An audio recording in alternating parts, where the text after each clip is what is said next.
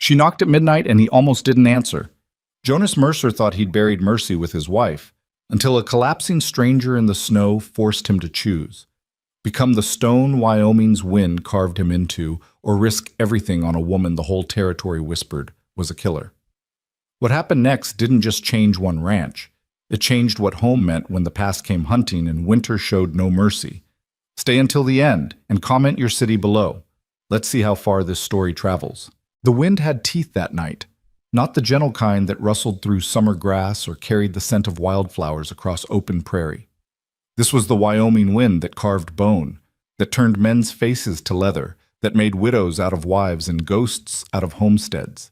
It screamed across the Holloway Ranch like something alive and angry, rattling the shutters Jonas Mercer had reinforced 3 times that month, shaking the very foundations of the log house his grandfather had built with hands that knew hardship the way other men knew comfort. Jonas sat in his dead wife's rocking chair, the one she'd loved because it faced the window where she could watch the sunset paint the mountains gold. Now it faced nothing but darkness and his own reflection, a haunted, hollow-eyed man of 32 who looked 50 in the lamplight. In his arms, 8-month-old Ella screamed with the kind of fury only infants possess, that raw, primal sound that cut through a man's defenses and found the soft places he thought he'd armored over. "I know, little bird," he murmured, his voice rough from disuse. He'd spoken more words to this baby in the past 3 months than to any living soul. "I know you want your mama. God knows I want her too." The fire in the stone hearth was dying. He needed to add wood, but Ella wouldn't settle, wouldn't take the bottle he'd prepared with shaking hands, wouldn't do anything but wail her grief into the storm. She didn't understand that Catherine was gone, that the fever had taken her so fast Jonas hadn't even had time to ride to town for the doctor, that he'd held his wife's hand while she burned up from the inside, whispering promises he couldn't keep about watching over their daughter, about not letting the ranch fall to ruin, about not becoming the bitter, broken thing his own father had become after Jonas's mother passed. He'd failed at most of those promises already. The ranch was struggling. The cattle had gotten sick last month. Not all of them, thank Christ, but enough that he'd had to put down 6 head and sell 8 more at a loss just to pay what he owed at the feed store. The winter had come early and hard, trapping him here with a baby who wouldn't stop crying and memories that wouldn't stop cutting. His nearest neighbor, old Samuel Pritchett, lived 5 miles east and hadn't visited since the funeral. Nobody had. That was the way of things out here. Everyone had their own survival to worry about, their own battles with the wind and the cold and the loneliness that could drive a man to madness if he let it. Jonas wasn't going to let it. He'd made Catherine that promise, at least, standing over her grave in the rocky soil behind the house while Ella slept against his chest, blissfully unaware that her world had just shattered. He'd promised he'd survive this, that he'd raise their daughter right, that he'd keep the ranch running somehow, even if it killed him. Most days he thought it might. The clock on the mantel, Catherine's grandmother's clock, brought all the way from Pennsylvania in a wagon that had broken down twice, showed 11:43. Ella's cries had subsided to hiccuping whimpers, her tiny fists clutching at his shirt like she was afraid he'd disappear too. He hummed tunelessly, some half-remembered lullaby Catherine used to sing, and watched the fire slowly consume the last log. He should get up, add wood, check the barn doors. The wind was strong enough tonight to tear them clean off their hinges if they weren't properly secured, but exhaustion weighed on him like wet wool, heavy and suffocating. He'd been up since before dawn, mucking stalls and repairing fence line, and trying to figure out how he was going to make it through winter with half the supplies he needed and no help coming. The wind howled louder, and Ella stirred against his chest, whimpering. "Shh," he whispered. "Just the wind, little bird. Just the wind pretending it's something worse." That's when the knocking came. 3 sharp raps against the heavy oak door. Deliberate, insistent, cut through the wind like a knife through silk. Jonas froze. Nobody knocked at midnight in Wyoming territory. Nobody traveled in weather like this unless they were running from something or running toward death, and most often those were the same thing. The nearest town, Redemption, was 12 miles southwest, and even the circuit preacher knew better than to ride in a storm like this. Ella had gone quiet, her dark eyes wide, as if she too sensed the wrongness of it. The knock came again. Same rhythm, same force. 3 sharp raps that seemed to echo in Jonas's chest. He stood slowly, settling Ella in the wooden cradle beside the chair. Catherine had spent weeks sanding and painting it, decorating it with tiny blue flowers that matched her eyes. The baby started to fuss, but he couldn't hold her and handle what might be outside. Not safely. His rifle hung above the mantel. He took it down, checked the chamber out of habit, and moved toward the door with the careful steps of a man who'd learned young that caution kept you breathing. Through the small window beside the door, he could see nothing but darkness and snow, the storm so thick it looked like the world had been erased.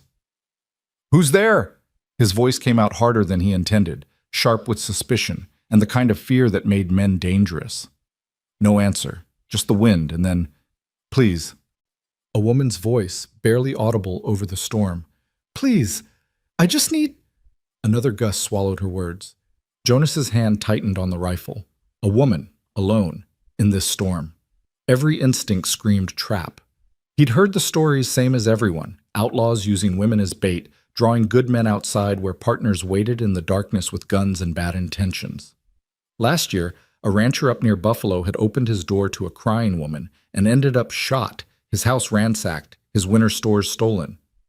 But he'd also heard his wife's voice in his head, clear as the day she'd spoken the words, "Don't become stone, Jonas. Don't let this hard country make you so hard you can't feel another person's need." That had been 2 years ago, when a drifter had shown up asking for work, and Jonas had nearly run him off at gunpoint. Catherine had insisted they at least give the man a meal. Turned out he'd been a former soldier, good with horses, and he'd stayed on 3 months before moving west. Honest man, hard worker. Would have been a mistake to turn him away. But Catherine was gone now, and Jonas had Ella to think about. His daughter. His responsibility. His whole damn world compressed into 8 pounds of helpless humanity that depended on him for everything. "I can work," the voice came again, stronger now, fighting the wind. "I don't want charity. I can earn my keep, please. I'll freeze out here," Jonas cursed under his breath. He cracked the door open, rifle raised, peering out into the storm. She stood about 10 feet back from the porch, as if she knew better than to crowd a man's threshold uninvited. The snow had already covered her shoulders, turning her into something almost ghostly in the lamplight that spilled from the doorway. She was younger than he'd expected, mid-20s maybe, with dark hair plastered to her face and eyes that held something worse than cold. Desperation. The kind that made people do stupid, dangerous things. She wore no coat, just a thin dress that might have been blue or gray once, but now looked like nothing but shadow and ice. Her hands were wrapped in what looked like torn strips of cloth, and even from here, he could see she was shaking so hard her teeth clattered. "Where's your horse?" Jonas called out, still not lowering the rifle. "Dead. 3 miles back. Broke his leg in a ravine." "Your wagon?" "Never had one." "Where are you coming from?" She hesitated, and that hesitation told him more than words could. Whatever she was running from, it wasn't weather. "South," she finally said. "Town called Bitter Creek." Jonas knew Bitter Creek. Rough place, mining town that had played out 5 years ago and now served as little more than a haven for men who didn't want to be found, and women who'd lost everything worth holding on to. If she was from there, she was running from something bad. "Turn out your pockets," he ordered. She did, pulling out the empty fabric to show she carried nothing, no weapons. No money. Nothing but the clothes on her back and whatever desperation had driven her into a storm that could kill. Behind him, Ella started crying again, that piercing wail that made Jonas's chest ache. The woman's eyes flickered toward the sound, something softening in her face. "You have a baby." "That's my business. I've cared for children before. I could help. I'm good with infants. I could... Lady, I don't know you from Eve, and you show up at midnight in a storm with no horse, no supplies, and a story that's got more holes than my barn roof. Give me one good reason I shouldn't close this door right now and let the storm take you where it will." The words came out cruel, crueler than he meant them, but this was survival. This was the calculus of the frontier. Trust the wrong person and end up dead. Simple as that. She looked at him for a long moment, and he saw something break behind her eyes. Not tears. Something deeper. The last fragment of pride, maybe, or hope, or whatever it was that kept people fighting when everything else was gone. "You shouldn't," she said quietly. "You should close that door. You should protect your child and your home and not let someone like me anywhere near either one. You're right to be suspicious. You're right about everything." She turned away then, stumbling down off the porch and back into the storm. Jonas stood there, door half open, rifle in hand, watching her walk away. Every rational part of his brain said to let her go, said she was trouble, that whatever she was running from would follow her here, that opening his home to a stranger was asking for disaster. But Ella was still crying, and the wind was still howling, and Catherine's voice was still echoing in his head. "Don't become stone." The woman made it maybe 20 feet before she collapsed. Not dramatically, there was nothing theatrical about it. Her legs just gave out, folding beneath her like they'd finally accepted what her mind refused to acknowledge. She fell forward into the snow and didn't get back up. "Christ almighty," Jonas muttered. He should leave her, should go back inside, tend to his daughter, let nature take its course. That's what his father would have done. What most men out here would do. The frontier didn't have room for mercy, not the impractical kind that got you killed. But he found himself setting the rifle against the doorframe and stepping out into the storm anyway. The cold hit him like a physical blow, stealing his breath, finding every gap in his clothing with malicious precision. The snow was already ankle-deep on the porch, knee-deep in the yard, and it took him longer than it should have to reach her. She'd fallen by the fence post, the one he kept meaning to replace, and lay curled on her side with her arms wrapped around herself in a futile attempt at warmth. "Stupid woman," he said, kneeling beside her. "Stupid, stubborn, suicidal woman." She didn't respond. Her eyes were open but unfocused, her lips blue, her whole body shaking with violent tremors that meant hypothermia was setting in fast. He'd seen it before, on cattle and men both. Once it got this far, once the shaking started like this, you didn't have much time. Jonas slipped his arms beneath her and lifted. She weighed almost nothing, like she hadn't eaten properly in weeks. Her head lolled against his chest, and he could feel how cold she was, even through his shirt, like holding a bundle of ice. Getting back to the house felt like crossing miles instead of yards. The wind fought him every step, trying to tear them both away, to claim what it clearly thought was its due. But Jonas had been fighting this wind his whole life, and he was too damn stubborn to let it win tonight. He kicked the door shut behind them, sealing out the storm, and the sudden quiet was almost shocking. Ella's cries filled the space instead, urgent and afraid, but Jonas couldn't tend to her yet. He laid the woman on the rug in front of the fireplace, the one Catherine had braided from old clothes and burlap sacks, and threw 3 logs onto the dying embers. The flames caught quickly, throwing heat and light across the room. In the glow, he got his first real look at her. She was younger than he'd thought, early 20s at most. Her face was all sharp angles, cheekbones too prominent, jaw too defined, like she'd missed too many meals. But there was something striking about her features, something that would have been beautiful if she hadn't looked so close to death. Dark hair, nearly black, cut roughly at her shoulders, pale skin gone corpse white with cold. And her hands, he noticed her hands particularly, were torn up, fingertips raw and bleeding like she'd been climbing rocks or clawing at something. He grabbed Catherine's old shawl from the back of the rocking chair, the cream-colored one she'd worn every evening while nursing Ella, and wrapped it around the woman's shoulders.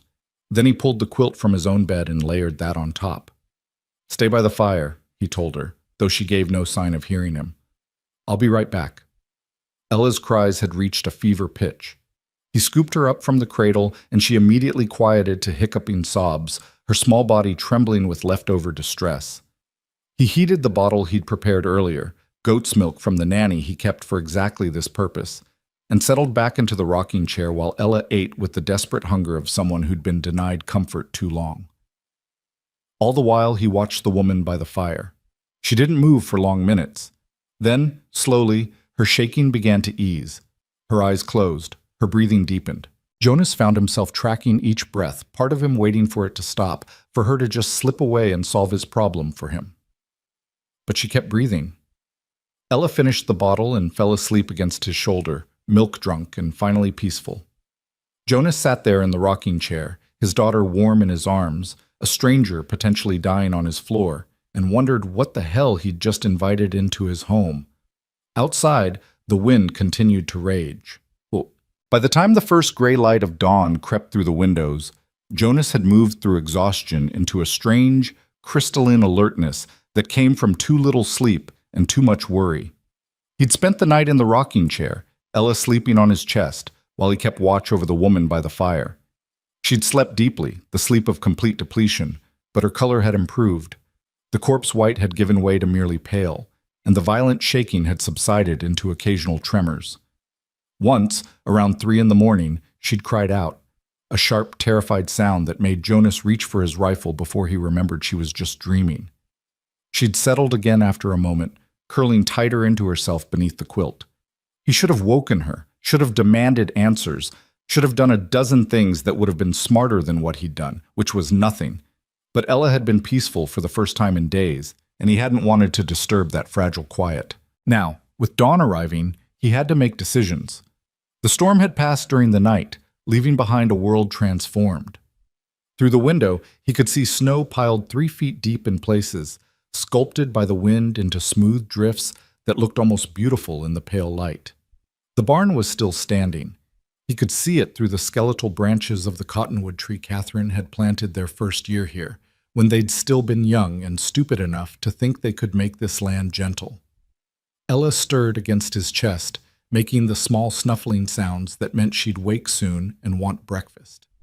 His back ached from sleeping upright, and his arms had gone numb hours ago, but he'd learned to ignore discomfort. That was the first lesson Wyoming taught, how to hurt and keep moving anyway. The woman by the fire opened her eyes.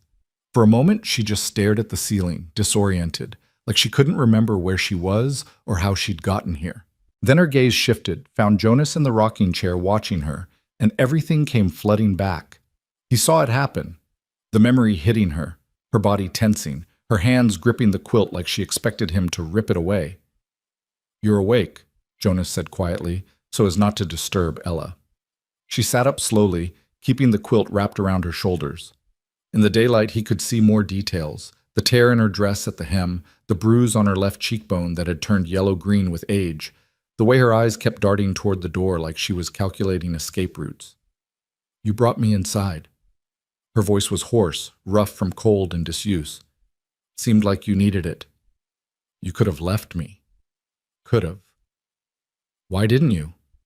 Jonas looked down at Ella, who was starting to wake, her small face scrunching up in that way that meant she was about to demand attention. "My wife wouldn't have forgiven me." "Your wife?" "She passed 3 months ago." Something shifted in the woman's expression. Not pity, exactly, but recognition, like she understood loss intimately. "I'm sorry." "Me too." He stood carefully, cradling Ella against his shoulder. "You got a name?" She hesitated, and he could see her weighing her options, deciding how much truth to offer. "Clara," she finally said. "Clara Wynne." "Jonas Mercer. This is Ella." Clara's eyes softened when she looked at the baby. "She's beautiful." "Takes after her mother." He moved toward the small kitchen area where he kept Ella's bottles and the goat's milk. "You hungry?" "I don't want to take your food." "Wasn't asking what you wanted. Asked if you were hungry." Another hesitation. "Yes." He nodded toward the table. "Sit. I'll make eggs. Got some bread from last week that's still good if you don't mind it a little hard." Clara stood slowly, the quilt still wrapped around her shoulders, and moved to the table like she wasn't sure she was allowed. Jonas busied himself with breakfast, heating milk for Ella with one hand while cracking eggs into his battered iron skillet with the other. He'd gotten good at one-handed cooking these past months, gotten good at a lot of things he'd never thought he'd need to know. The eggs sizzled in bacon grease he'd saved from last week. The bread was hard, just like he'd warned, but he sliced it thick and set it on plates alongside the eggs. Simple food, frontier food, but honest, and more than Clara had probably eaten in days, judging by the way her hands trembled when she reached for the fork. "Eat slow," Jonas warned, sitting down across from her with Ella in the crook of his left arm, taking the bottle with desperate efficiency. "Your stomach's not ready for fast." Clara nodded and took small bites, but he could see the hunger in her eyes, the way she had to force herself not to devour everything at once. He ate his own breakfast mechanically, watching her between bites, trying to figure out what he'd brought into his home. She caught him staring. You want to know why I was out there? I want to know if whoever you're running from is going to show up at my door looking for you. No. She said it with certainty, then faltered. Probably not. Probably's not good enough. They think I died. She set down her fork, the eggs only half eaten. There was a fire. A cabin about 20 miles south of here. Everyone thinks I was in it. Were you? No, but my sister was. The words hung in the air between them, heavy with grief and things unsaid. Jonas fed Ella the last of her bottle and moved her to his shoulder, patting her back gently until she burped. You gonna tell me the rest, or do I have to guess? Clara looked out the window at the snow-covered landscape, at the empty miles of white that stretched in every direction. When she spoke again, her voice was flat, emotionless, the tone of someone who'd told this story too many times in their own head. My sister Sarah was 16, pretty girl, caught the eye of a man in town, Thomas Creed. He was older, mid-30s, worked as a foreman at one of the mines. She thought he loved her. I knew better. I tried to warn her, but she wouldn't listen. Young girls never do. She paused, fingers tightening on the quilt. He got her pregnant. Then he got mean, started hitting her, telling her she'd trapped him, that he never wanted a baby. I tried to help her leave, but she was scared. He'd threatened to kill us both if she tried. Jonas didn't interrupt. He'd heard variations of this story before. Different names, different towns, but the same ugly core of violence and fear. One night, he beat her so bad she lost the baby.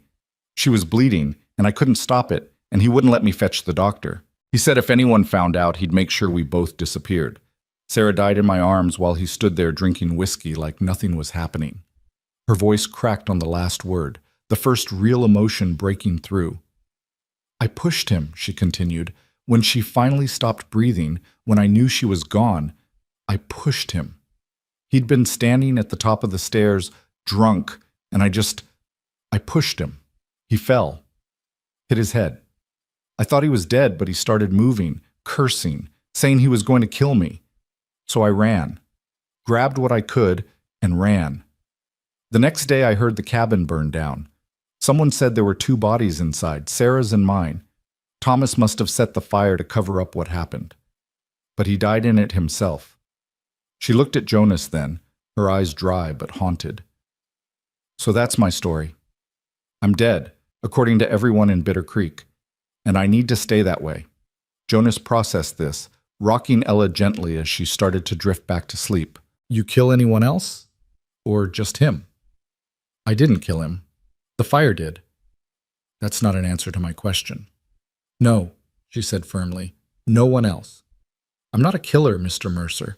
I'm just someone who made a mistake that happened to work out in her favor. Some favor being dead. Better dead than what would have happened if I'd stayed. He couldn't argue with that. Out here, justice was rough and often wrong, especially for women. If folks thought she'd killed Thomas Creed, even in self-defense, she'd have faced a rope or worse. Running had probably saved her life, but it complicated his. Here's how this works, Jonas said, standing to settle Ella back in her cradle. She'd fallen asleep again, milk-drunk and content, looking so much like Catherine in these moments that it made his chest ache. You can stay until the road's clear. Week, maybe 2. You help around the place, cleaning, cooking, tending Ella when I'm working the ranch. I can't pay you, but you'll have food and shelter. When the weather breaks, you move on. Understood? Clara stood too, the quilt falling from her shoulders. In the daylight, she looked even more fragile than she had last night, like a strong wind could carry her away. But there was steel in her spine, pride in the set of her jaw.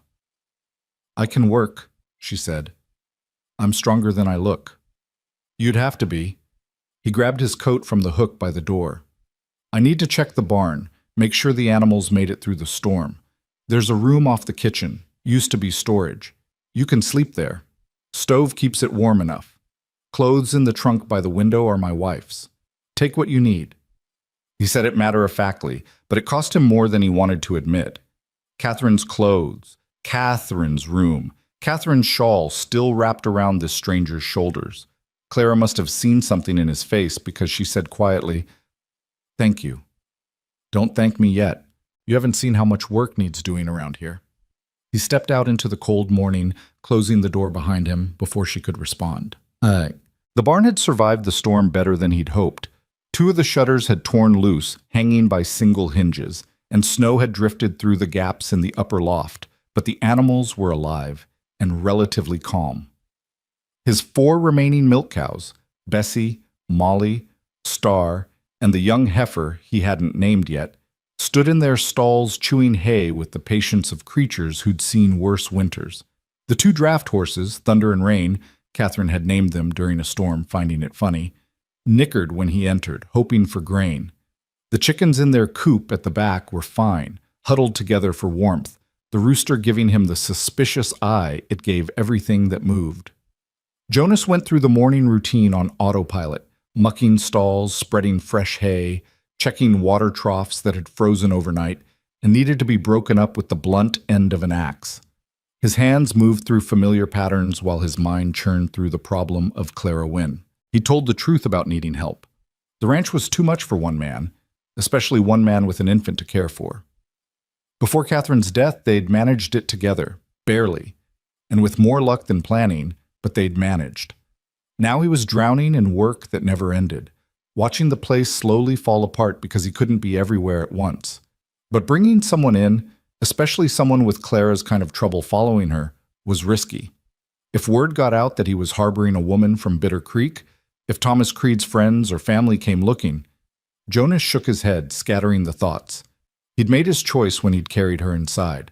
No use second-guessing it now. Thunder nudged his shoulder, looking for treats. Jonas fished an apple from his pocket, one of the last from the barrel in the root cellar, and split it between the 2 horses. "What do you think?" he asked the gelding. "Did I just make the stupidest mistake of my life?" Thunder crunched his apple contentedly and didn't offer an opinion.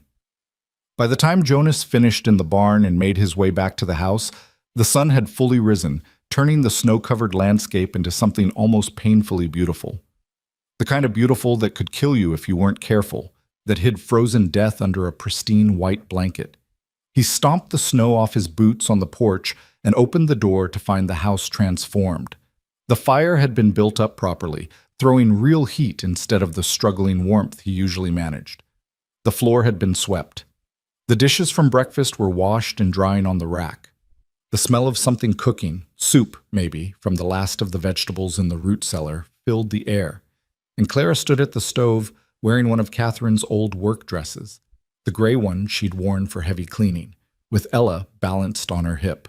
The baby was awake and calm, studying Clara's face with the intense concentration infants brought to everything new. Clara turned when she heard him enter. "I hope this is all right. She woke up crying, and you were still in the barn, so It's fine." Jonas hung his coat on the hook, trying not to stare at how natural they looked together. This stranger in his wife's dress, holding his daughter like she belonged there. "How'd you know to heat the milk to that exact temperature?" "She's particular about it." "All babies are particular about something. You just have to pay attention." Clara bounced Ella gently. "She's a sweet thing. Barely fussed at all once I figured out what she wanted." Jonas moved to the basin to wash his hands, the cold water biting at his skin. He could feel Clara watching him, waiting for something, approval maybe, or permission to keep existing in this space. "The soup smells good," he offered. "It's just vegetables and some of that salt pork I found. Nothing fancy." "Fancy's not what we do here." She smiled at that, just a small curve of her lips, but it changed her whole face. For a moment, she didn't look haunted or desperate or afraid. She just looked young. The next few hours fell into an unexpected rhythm. Jonas worked on repairing the barn shutters, fighting with frozen hinges and wood that had swollen with moisture. Clara kept the house running, tending Ella, feeding the chickens, even venturing out to the root cellar for more vegetables despite the cold. She moved through the work with the efficiency of someone who'd learned hard labor young, who understood that survival meant doing what needed doing without complaint. By afternoon, when Jonas came in for the midday meal, he found her sitting by the fire with Ella asleep in her arms, humming something low and wordless. She stopped when she saw him, looking almost guilty. "She wouldn't settle in the cradle," Clara explained. "So I thought—" "It's fine," Jonas interrupted. "She likes being held. I just can't always do it." They ate in companionable silence, the soup, which was better than he'd expected, and more of the hard bread. Outside, the sun was already starting its descent, the winter days cruelly short. Jonas found himself calculating how much firewood they'd need to make it through another night, how many supplies he had left, how long before he'd have to risk the trip to town. "You're thinking about money," Clara said suddenly. He looked up, surprised. "What makes you say that?" "You get a certain look. Men always do when they're thinking about money, or lack of it." "You always so observant?" "You learn to read people when your survival depends on it." "Fair point." Jonas set down his spoon. "I need to make a run to town soon. Redemption's about 12 miles southwest. There's a general store, a feed supply, and a doctor if Ella needs anything. But with the snow this deep, it might be another week before the roads are passable. Can you afford to wait that long?" "Can I afford not to?" He rubbed his face, exhaustion seeping back in now that he'd stopped moving. "I owe money at the feed store. I owe money for Catherine's medicine that didn't work. I owe money on next season's seed. And I'm down to maybe 3 weeks of supplies if we're careful." Clara shifted Ella in her arms, the baby stirring but not waking. "I could help with that." "You got money I don't know about?" "No, but I can work, really work. I grew up on a farm outside Bitter Creek. I know animals, crops, repairs.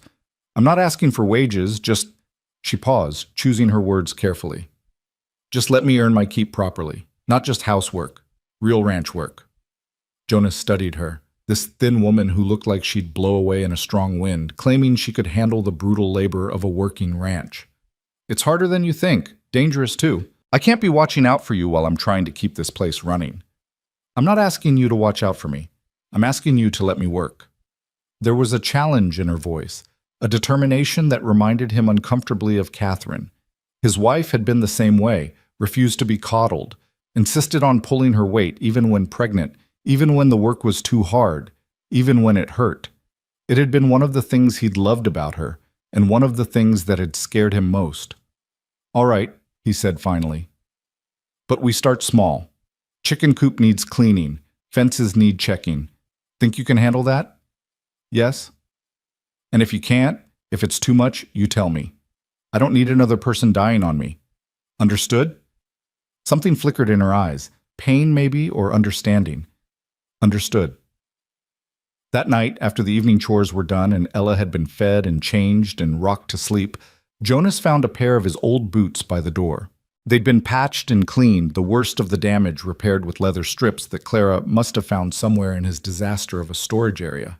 He picked them up, turning them over in his hands. The repairs were neat, professional almost, better than he could have done.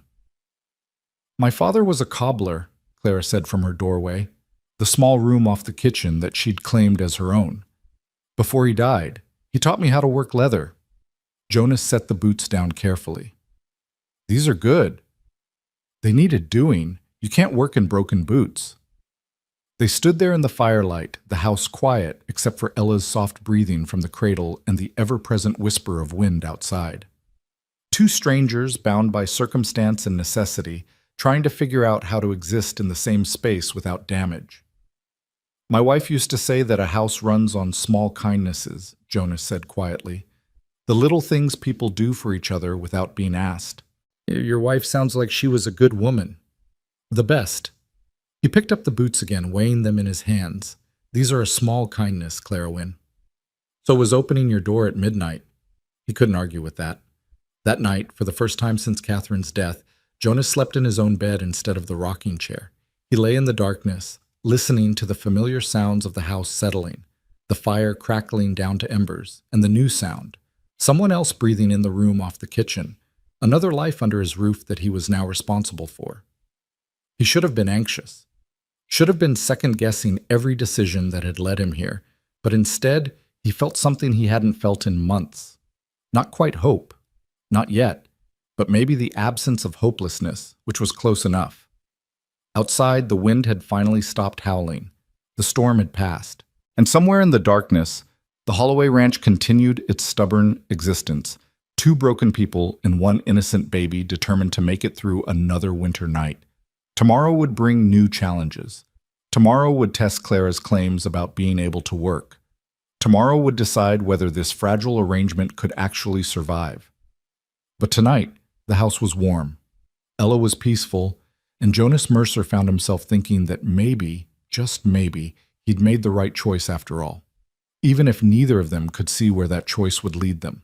The first test came 3 days later, just after dawn broke cold and clear over the Holloway Ranch. Jonas had been up since before first light, feeding the animals and checking the water troughs that seemed determined to freeze solid no matter how many times he broke the ice. He came back to the house expecting to find Clara inside with Ella, maybe starting breakfast, continuing the pattern they'd fallen into over the past few days. Instead, he found her in the chicken coop, mucking out soiled straw with the kind of methodical determination that spoke of muscle memory. She'd wrapped herself in an old coat of his, 3 sizes too big, sleeves rolled up to keep them out of the muck, and her dark hair was tied back with a strip of cloth. The chickens clucked around her feet, unconcerned by the intrusion, and she worked without pause even when she must have heard him approach. "Thought I told you I'd handle the coop today," Jonas said from the doorway. Clara didn't look up, just kept scooping soiled straw into the wheelbarrow she'd somehow dragged across the snow-packed yard. "You've got your hands full with the cattle. This needed doing." "Ella is asleep in her cradle by the fire. I checked on her 5 minutes ago. She's fine." Jonas watched her work for a moment, noting the efficiency of her movements, the way she didn't waste motion or energy. She'd been telling the truth about knowing farm work. This wasn't the fumbling of someone learning as they went. This was practiced skill. "You didn't have to do this," he said finally. "Yes, I did." She straightened then, meeting his eyes directly. "You gave me shelter. You fed me. You trusted me with your daughter. I'm not the kind of person who takes without giving back, Mr. Mercer." "Jonas," he corrected, "if you're going to be mucking out my chicken coop at dawn, you might as well use my Christian name." Something softened in her expression. "Jonas, then, and I meant what I said before, I can work." "I'm starting to believe you." Over the following days, they settled into a rhythm that felt less like accommodation and more like partnership. Clara took over the house entirely, cooking, cleaning, tending Ella with a natural ease that made Jonas's chest ache with memories of Catherine. But she also ventured outside whenever Ella slept, tackling the endless list of repairs and maintenance that Jonas had been putting off for months. She fixed the broken hinge on the barn door, using wire and ingenuity when proper materials weren't available. She organized the chaotic mess of his storage area, creating actual systems where before there had been only controlled disaster. She even climbed onto the porch roof one afternoon to replace shingles that had blown loose in the storm, ignoring Jonas's protests about the danger. "I'm lighter than you," she'd called down. "Makes more sense for me to do it." "Makes more sense for nobody to do it until spring," he'd shouted back. "And let the water damage get worse? That's wasteful." She'd been right, of course. The shingles had needed replacing, and she'd done a better job than he would have, her smaller hands able to work in tighter spaces. But watching her up there, balanced on ice-slicked wood 3 stories above frozen ground, had made something twist in his gut that he didn't want to examine too closely. By the end of the first week, Jonas had to admit that Clara Wynne was the best thing that had happened to the Holloway Ranch since Catherine had convinced him to buy the milk cows instead of more beef cattle. But it was the small things that surprised him most. The way she hummed while she worked, old songs he half remembered from childhood that filled the house with something besides silence and grief. The way she'd found Catherine's sewing basket and spent her evenings mending his clothes, patching tears he'd learned to live with because he had no time or skill to fix them himself. The way she talked to Ella, not baby talk, but real conversation, telling her about the chickens and the weather and the way snow looked in morning light, like the baby could understand every word. And maybe Ella could, in her way, because she smiled more now, cried less, slept better. Jonas tried not to think about what that meant, about how easily his daughter had accepted this stranger into their lives, about how natural it felt to come in from the cold and find Clara waiting by the fire with Ella on her hip and dinner warming on the stove. He tried not to think about it and failed constantly. The second week brought visitors. Jonas was in the barn replacing rotted boards in the hayloft when he heard horses approaching. 2 of them, from the sound, moving at a steady walk through the snow. He climbed down the ladder quickly, grabbing his rifle out of habit, and stepped outside to see Samuel Pritchett and his eldest son William riding up the path toward the house. Samuel was nearly 70, weathered and bent by decades of frontier living, but still sharp-eyed and stronger than he looked. William was maybe 20, broad-shouldered and quiet, with his father's practical nature and his late mother's gentle disposition. Good people, both of them, and the closest thing Jonas had to friends out here. "Jonas!" Samuel called, raising a hand in greeting. "Saw your smoke yesterday. Thought we'd better check you made it through that storm all right." "Made it fine," Jonas replied, very aware of Clara inside the house, very aware of how this would look to his neighbors. "Lost some shingles, but nothing major." "Good, good." Samuel dismounted with the stiffness of old joints, and William followed suit. "Thought you might need—" The door opened and Clara stepped onto the porch with Ella in her arms. She'd been expecting Jonas back for the midday meal, probably wondering what was taking him so long. She froze when she saw the visitors, her whole body going tense with the instinct of someone who'd learned to fear strangers. The silence stretched uncomfortably long. "Well," Samuel said finally, his bushy eyebrows climbing toward his hairline. "Seems like you've had company." Jonas moved toward the porch, positioning himself between Clara and the visitors without quite making it obvious. "Samuel Pritchett, William Pritchett. This is Clara Wynne. She's helping around the place for a spell." "Helping?" Samuel repeated the word like he was testing its weight. His eyes moved from Clara to Jonas and back again, and Jonas could practically see the old man's mind working through implications and possibilities. "That's right," Jonas said firmly. "Storm caught her on the road. She needed shelter. I needed help with the ranch. Seemed like good sense all around." William had the grace to look embarrassed by his father's scrutiny, but Samuel kept staring at Clara with the frank appraisal of someone who'd spent too long on the frontier to waste time on polite pretense. "Ma'am," Samuel said finally, tipping his hat. "Must have been some storm to drive you this far north. Where you headed originally?" "North," Clara answered, her voice steady despite the way her hands tightened on Ella. "Just north." "From?" "Samuel," Jonas interrupted, his tone carrying a warning. "She's a guest on my property. That makes her business my business, not yours." The old man's eyes shifted back to Jonas, and something passed between them. An understanding, maybe, or a challenge.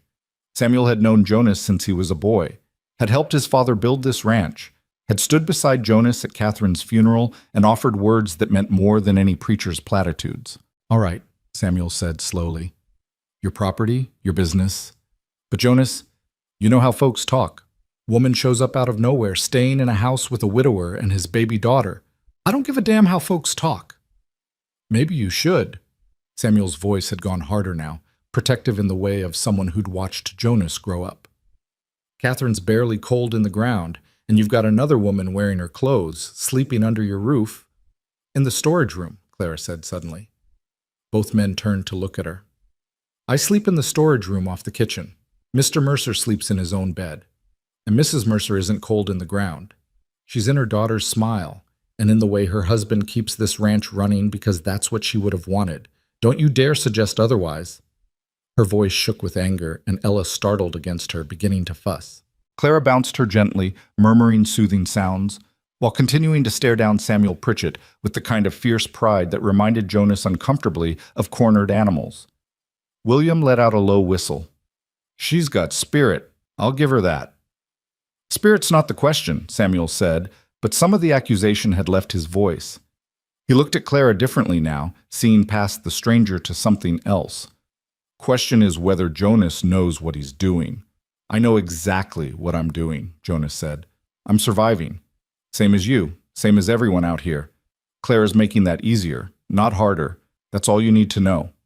Samuel was quiet for a long moment, studying them both. Jonas with his defensive posture, Clara with her chin raised in defiance, Ella now calm again between them. Finally, the old man nodded. "Fair enough. Your ranch, your choice." He turned to William. "Get the supplies from the saddlebags." "Supplies?" Jonas asked. "Brought you some extra feed, couple pounds of flour, and some of that medicine the doctor said helps with baby colic. Figured you might be running low after being snowed in." Samuel's weathered face creased into something that might have been a smile. "Whether I agree with your choices or not, Jonas, I'm not going to let you starve. Your daddy would haunt me." Jonas felt something loosen in his chest.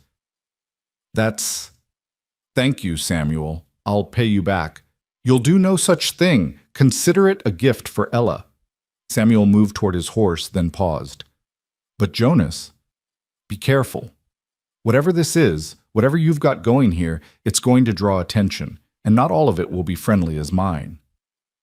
They left shortly after, William shooting apologetic glances back at the house while Samuel rode straight-backed and silent. Jonas stood in the yard watching them go, very aware of Clara still on the porch behind him, very aware that something had just shifted.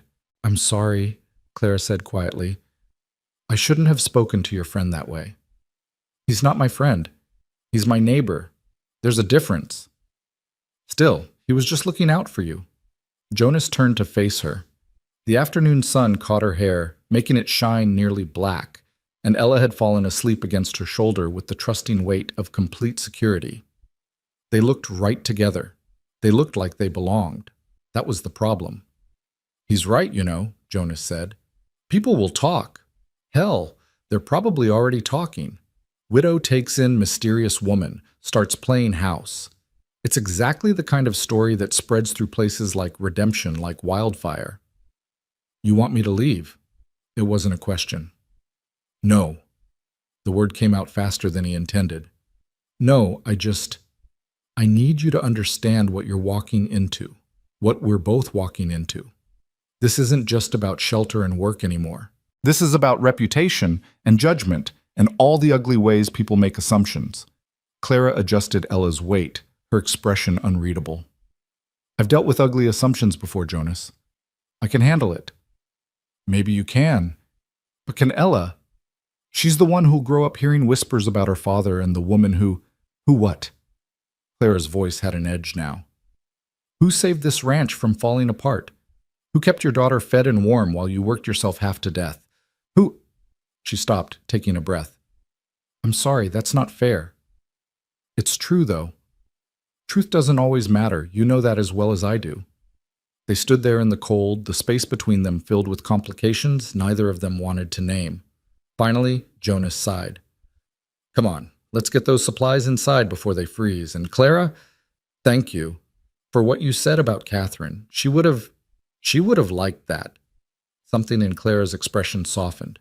She must have been extraordinary to inspire that kind of loyalty. She was. Jonas moved toward the saddlebags William had left by the porch steps. She really was. That evening, after Ella had been fed and settled for the night, Jonas sat by the fire working on the ranch's accounts. A depressing exercise that consisted mainly of watching numbers refuse to add up the way he needed them to. The supplies from Samuel would help, but they didn't solve the fundamental problem. He was broke, getting broker, and winter still had months left to run. Clara emerged from her room with a bundle of something in her arms. "I found these in the trunk, some of Catherine's dresses that were too worn for regular use. I thought maybe I could remake them into clothes for Ella. She's growing so fast and—" "You don't have to ask permission," Jonas interrupted. "Use whatever you need. They were your wife's things. And now they're just things. Catherine would rather see them used than sitting in a trunk gathering dust." He set down his pencil, rubbing his eyes. "Everything in this house is here to be useful, Clara, including you, apparently." She smiled at that, settling into the other chair by the fire with the fabric spread across her lap. For a while they worked in comfortable silence. Jonas with his impossible numbers, Clara with her needle and thread, the fire crackling between them. "Can I ask you something?" Clara said eventually. "Depends on the question." "Why did you really let me stay?" The truth, not the polite answer. Jonas considered lying, considered deflecting, considered any response that wasn't the raw honesty that wanted to spill out. But there was something about the firelight, about the late hour, about the way Clara kept her eyes on her sewing instead of him, that made truth easier. "Because I'm drowning," he said quietly. "Because every day feels like I'm barely keeping my head above water, and some days I'm not sure why I'm even bothering. Because when you showed up, desperate and freezing and offering to work, it felt like maybe, just maybe, I wasn't going to have to do this alone anymore." Claire's hand stilled on the fabric. "That's a lot of weight to put on a stranger." "I know, that's why I didn't want to say it." "Jonas," She looked at him then, her dark eyes reflecting firelight. I'm not here to save you. I can't save anyone. I couldn't even save my own sister. I'm not asking you to save me. I'm just asking you to stay, help, be present. That's all. For how long? It was the question he'd been avoiding since that first night. The arrangement had been temporary, a week or two until the roads cleared, but the roads had cleared 3 days ago, and neither of them had mentioned her leaving. Neither of them had wanted to. I don't know, Jonas admitted. Long as you want, I suppose. Long as it makes sense. And if people talk, let them talk. We know the truth. That's what matters. Claire went back to her sewing, but Jonas could see the small smile playing at the corners of her mouth. Your wife really did teach you well. Teach me what? How to be kind in a hard place. The words settled between them like snow, soft and accumulating, and Jonas found himself thinking about Catherine, about the woman who'd made this house a home, who'd insisted that kindness wasn't weakness, but the hardest kind of strength. She'd believed that even here, especially here, in this unforgiving territory where the land tried to break you daily, you had to hold on to your humanity with both hands. She tried, Jonas said. I don't always succeed. Nobody always succeeds, but you're trying. That counts. They fell back into silence, but it felt different now, warmer, somehow, like something unspoken had been acknowledged and accepted. Outside, the wind had picked up again, not the howling fury of that first storm, but the constant presence Jonas had lived with his whole life. Inside, the fire burned steady, and two people who'd been strangers a week ago sat together in the peace of shared understanding. The third week brought the trip to redemption that Jonas could no longer postpone. The feed supply was critical, and he needed to check on credit extensions at the general store, and there were other necessities that couldn't wait. He'd put it off as long as possible, dreading the questions and stares that Clara's presence would inevitably provoke. I'm going with you, Clara announced at breakfast, in a tone that suggested she wouldn't accept argument. Jonas had been expecting this. That's not a good idea. Why not? Because every gossip in redemption will see you and immediately start inventing stories about who you are and what you're doing here. They're going to do that anyway. At least this way I can face it head on instead of hiding like I have something to be ashamed of. Clara, I'm not a secret, Jonas. Her voice was firm but not angry. I'm not something you need to hide away. And besides, someone needs to watch Ella while you're conducting business, unless you think carrying a baby through the feed store is professional. She had a point.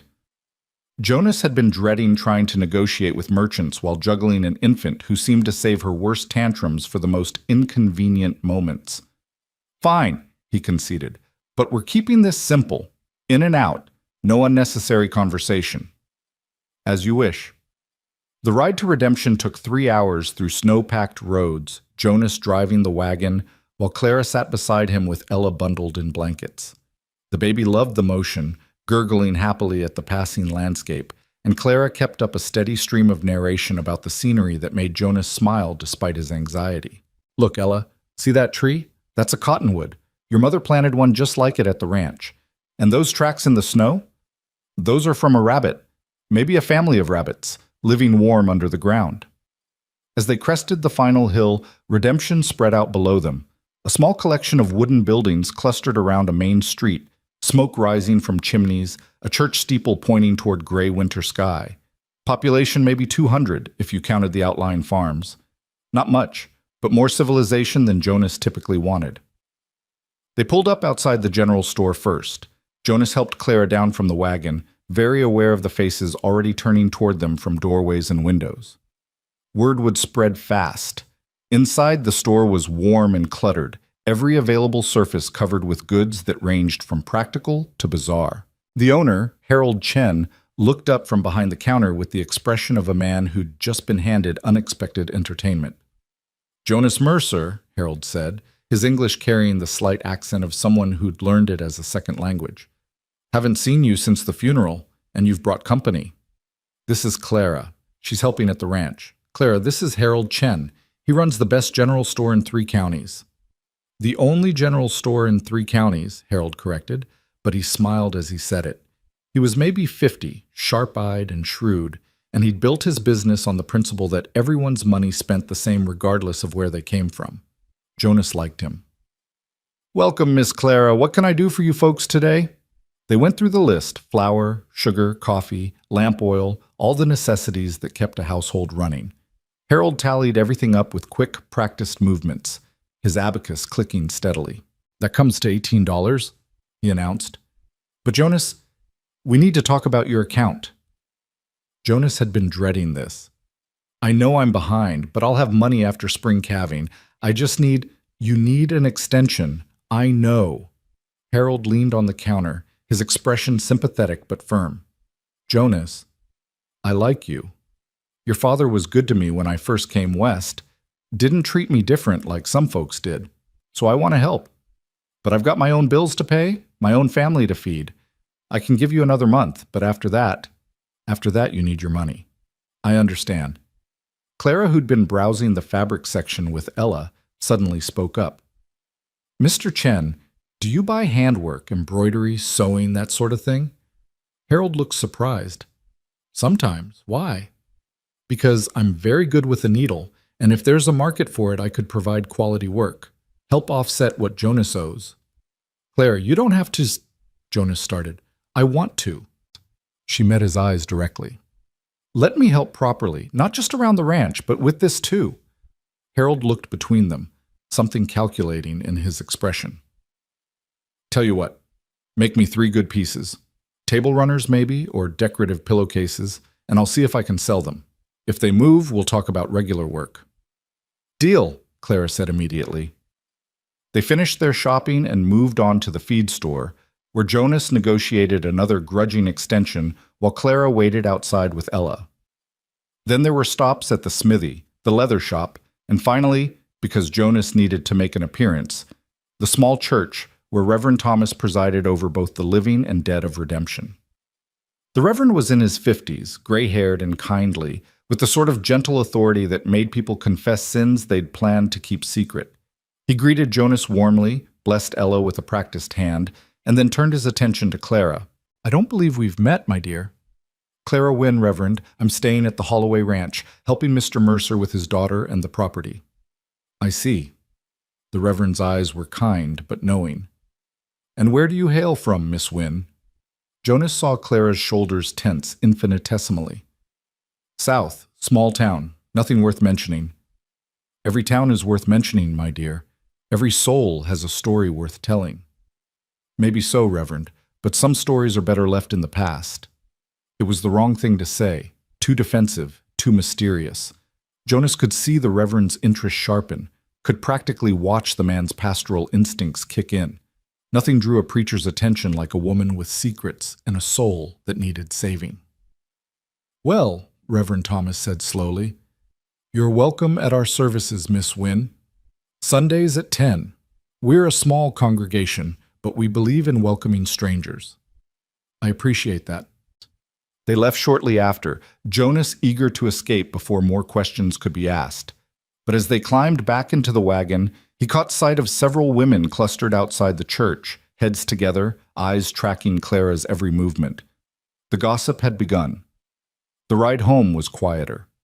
Clara seemed lost in thought.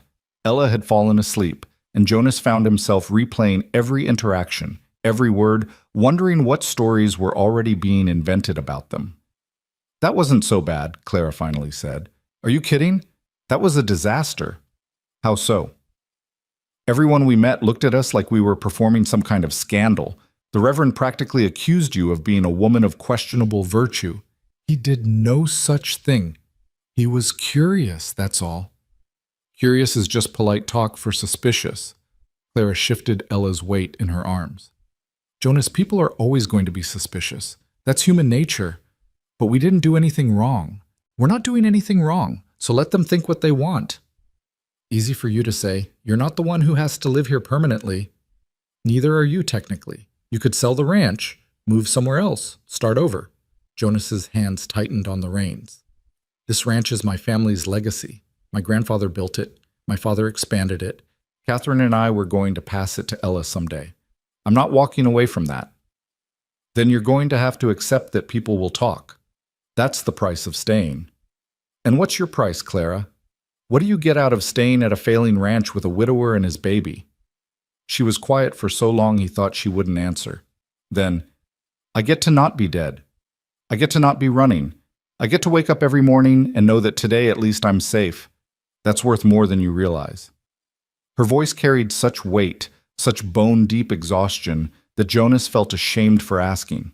She was right. He had no idea what she'd been through, what it meant to live knowing everyone thought you were dead, that going back meant facing consequences worse than running forever. I'm sorry, he said quietly. That wasn't fair. Neither was your question, but I answered it anyway. They made the rest of the journey in silence, arriving back at the ranch just as sunset was painting the snow orange and gold. Jonas unhitched the horses while Clara took Ella inside, and by the time he finished settling the animals for the night, he could smell dinner cooking.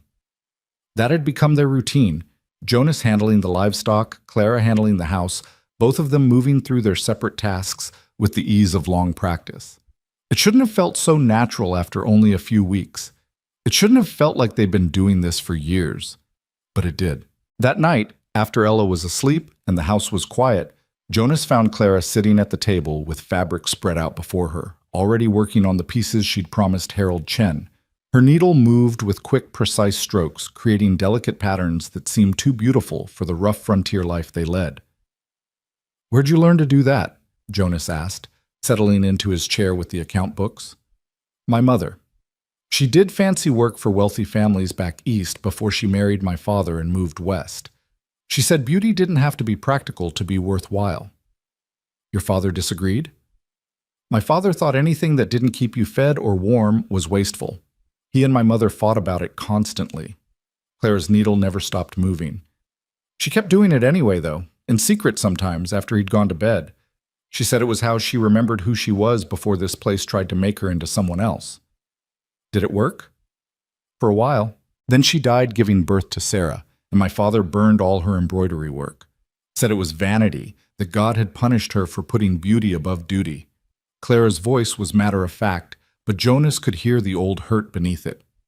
"I saved one piece, a handkerchief she'd made with our names stitched in the corner. I kept it hidden for years. Lost it when I ran from Bitter Creek." Jonas set down his pencil.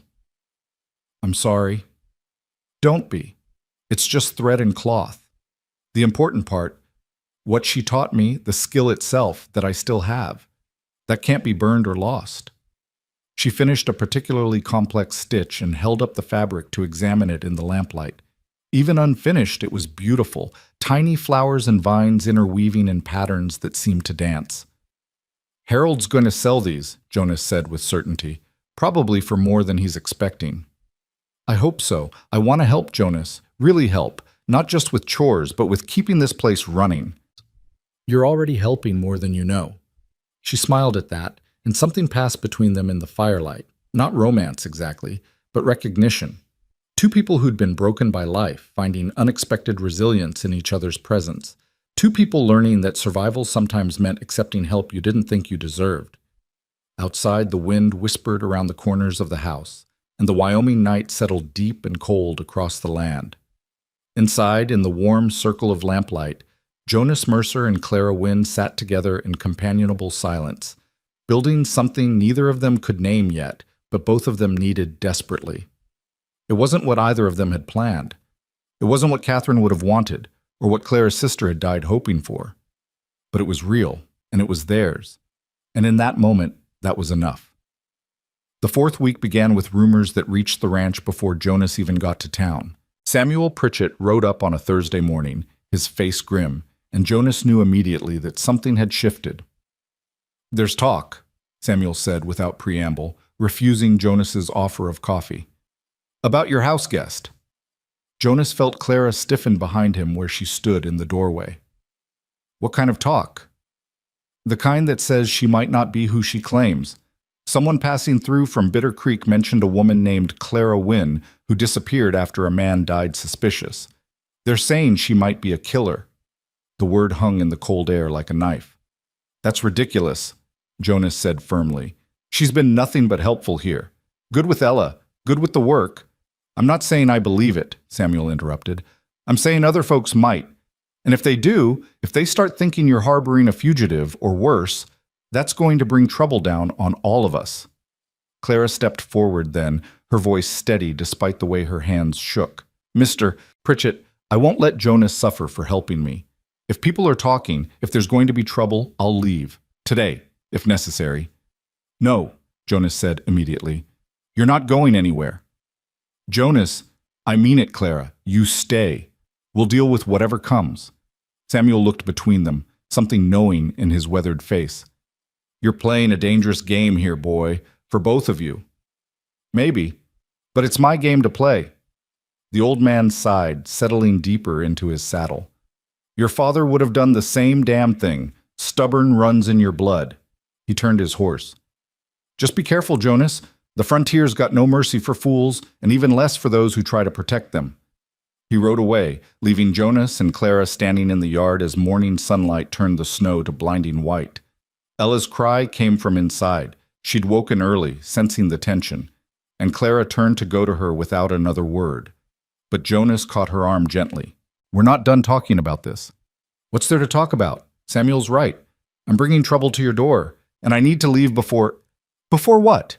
Before people decide to judge you without knowing the truth? Before they destroy you for surviving something that wasn't your fault? His voice was harder than he intended.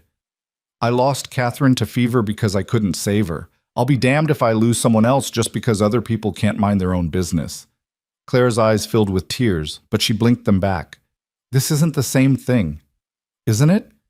You're both women who deserve better than what life gave them. The only difference is I can still help you.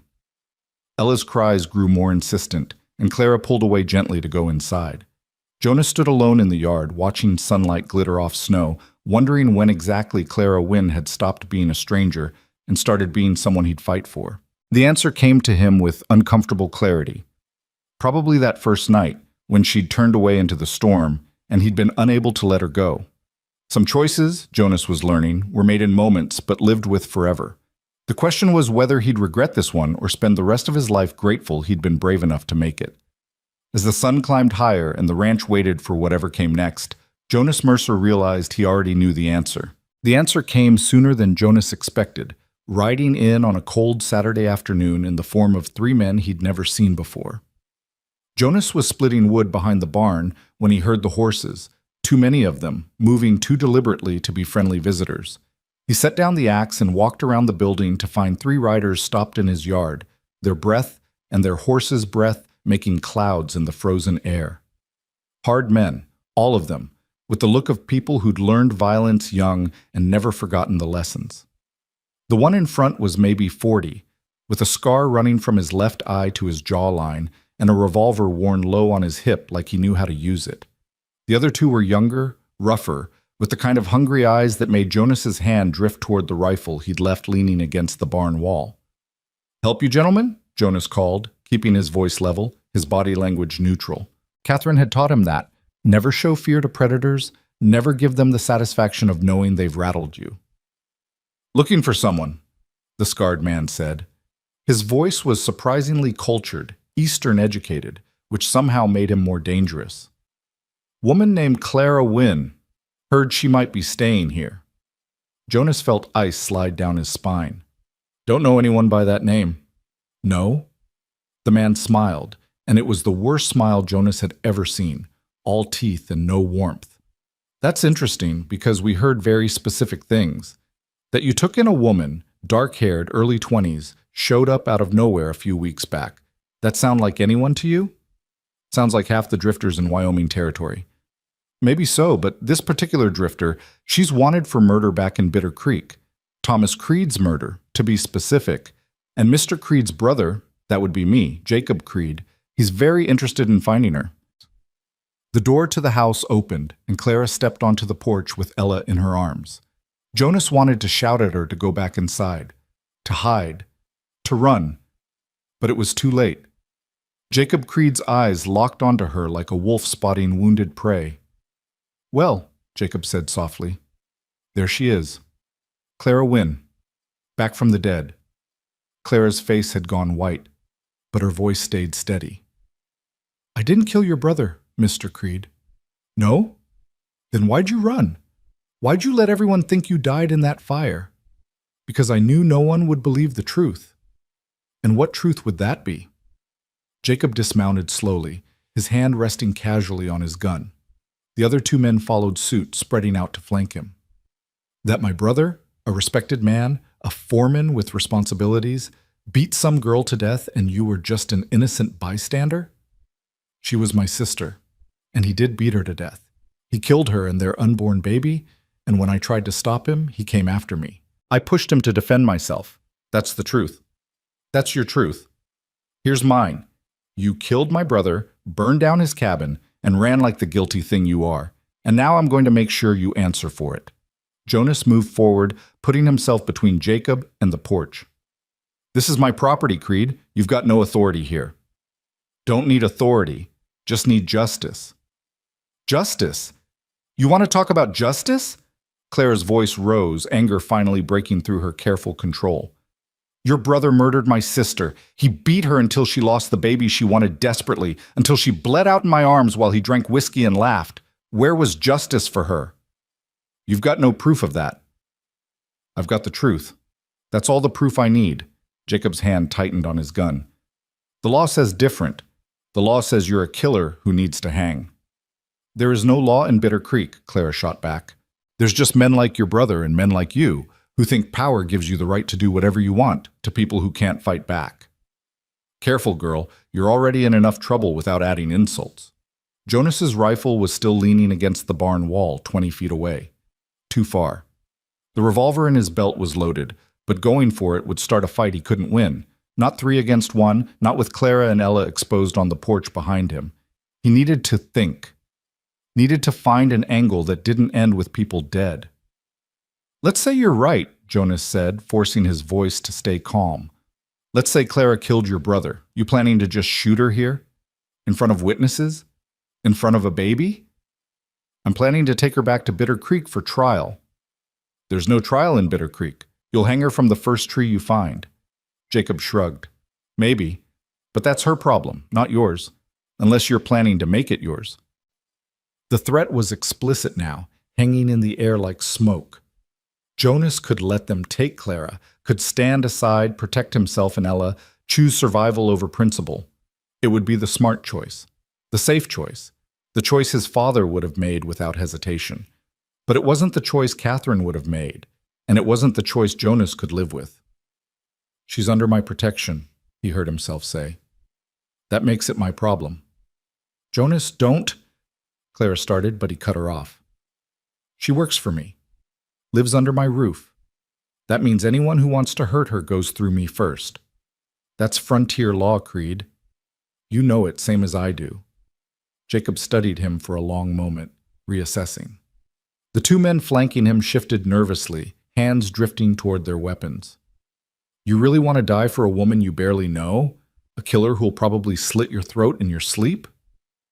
I want to do what's right. And what's right is giving her a fair hearing, not handing her over to a lynch mob dressed up as justice. There's no fair hearing out here. There's just survival and consequences. Then I choose consequences. Jacob's smile returned, colder than before. Brave words. Let's see if you still believe them when we come back with the sheriff. Redemption's sheriff won't touch her without evidence, and you don't have any. Don't I? I've got her own admission that she pushed my brother. I've got witnesses who'll testify she ran. I've got a dead man and a burned cabin. Jacob swung back into his saddle. That's more than enough to convince a jury, assuming she lives long enough to see one. He wheeled his horse around, the other two following suit. This isn't over, Mercer. We'll be back. And when we come, you'd better have made your peace with whatever God you believe in.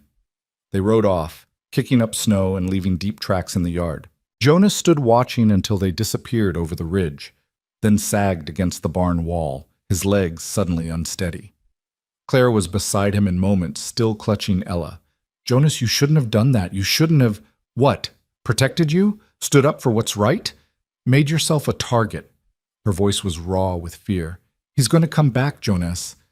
Him or men like him, and they're going to… Let them come. I meant what I said. You're under my protection.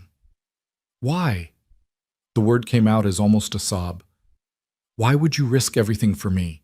Your life, Your daughter's safety, this ranch. Why would you throw it all away?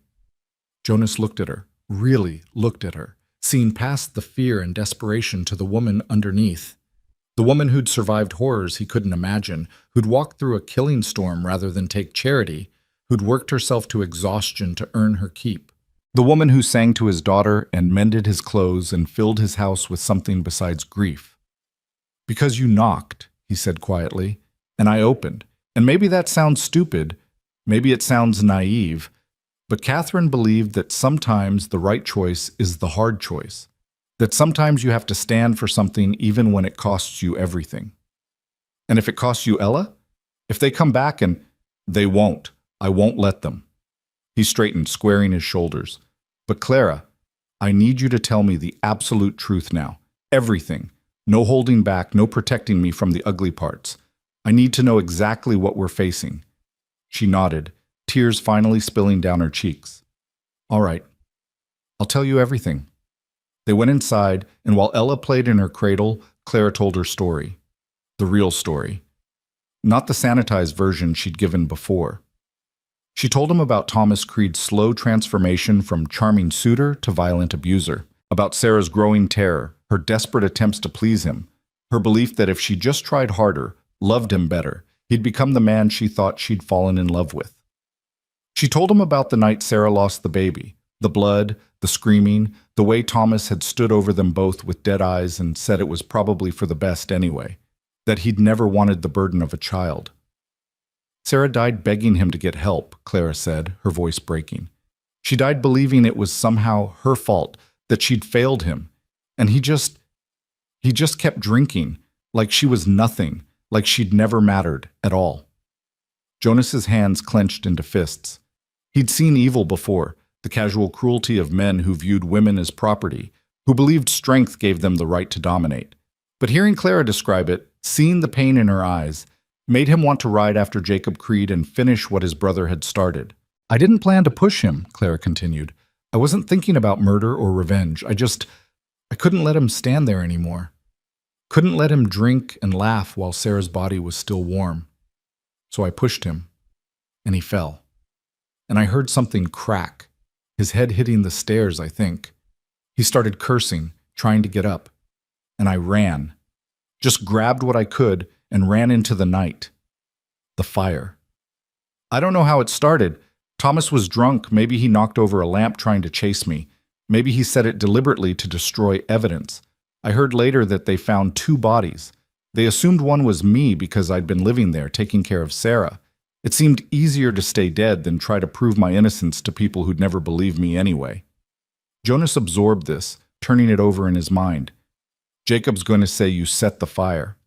He's going to say you killed them both and tried to cover it up. I know. And without proof otherwise, without witnesses, it's your word against a dead man's reputation. I know that too. So we need to find proof, or witnesses, or something that shows Thomas was the monster you say he was. Clara laughed bitterly. Good luck with that. Everyone in Bitter Creek thought Thomas Creed was a fine, upstanding citizen. The kind of man who worked hard, paid his debts, tipped his hat to ladies. They didn't see what happened behind closed doors. They never do. Someone must have known. Someone must have seen something. Even if they did, they won't testify against the Creed family. Jacob owns half the town and everyone else is too scared to cross him. Jonas stood and began pacing, his mind working through possibilities. What about Sarah's friends? Other women she knew? She didn't have friends. Thomas didn't like her talking to other women, said they put ideas in her head. A doctor? Someone who might have treated her injuries? We couldn't afford the doctor, and even if we could, Thomas would never have allowed it. Then we make Jacob prove his case. We force him to show evidence, to go through proper channels. Jonas. Clara stood too, facing him across the room. There are no proper channels. There's no real law out here, not for people like me. Jacob will come back with enough men to overwhelm you, and he'll take me. And there's nothing you can do to stop it. The hell there isn't. Please. She moved toward him, her eyes pleading. Please, Jonas, just let me go. Let me disappear again. I can run. I'm good at running. I'll head north, find another town, another name. You and Ella will be safe, and You'll what? Spend the rest of your life looking over your shoulder? Waiting for someone else to recognize you, to drag up the past, to take you back to Bitter Creek in chains? He caught her shoulders gently. That's not living, Clara. That's just surviving, and there's a difference.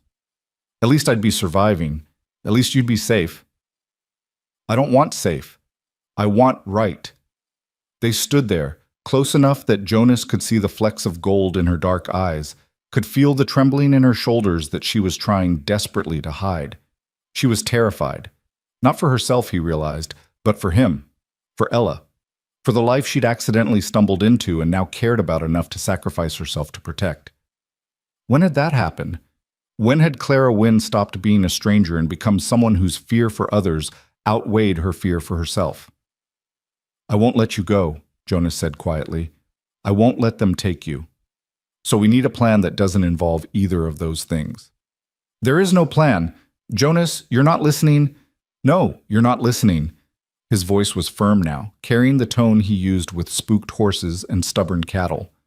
I've lived in Wyoming my whole life. I know how things work out here. I know that law is whatever the strongest man says it is, and I know that Jacob Creed thinks he's the strongest man in this territory. But he's wrong. How is he wrong? He has men, guns, the backing of everyone in Bitter Creek, and I have the truth. I have you, alive and willing to testify. I have a ranch that stood against worse than Jacob Creed, and I have something he doesn't, the respect of people in Redemption who knew my father, who knew Catherine, who understand that justice isn't the same as revenge. Clara shook her head. You're being naive. Maybe. Or maybe I'm being exactly as stubborn as I need to be. He released her shoulders and moved to the window, staring out at the darkening landscape. Tomorrow, we ride to Redemption. We talk to Sheriff Morrison, tell him everything, get it on record. Then we gather anyone who might testify on your behalf. People who saw Sarah's injuries, who heard Thomas's threats, who know what kind of man he really was. There is no one. Then we find them, or we make Jacob prove his case so thoroughly that even he can't justify hanging you without a trial. Jonas turned back to face her. But we don't run, and we don't give up. Understood? Clara stared at him for a long moment, something shifting in her expression, disbelief giving way to hope, hope giving way to something deeper that neither of them was ready to name. Why are you doing this? She whispered. Really? Tell me the truth.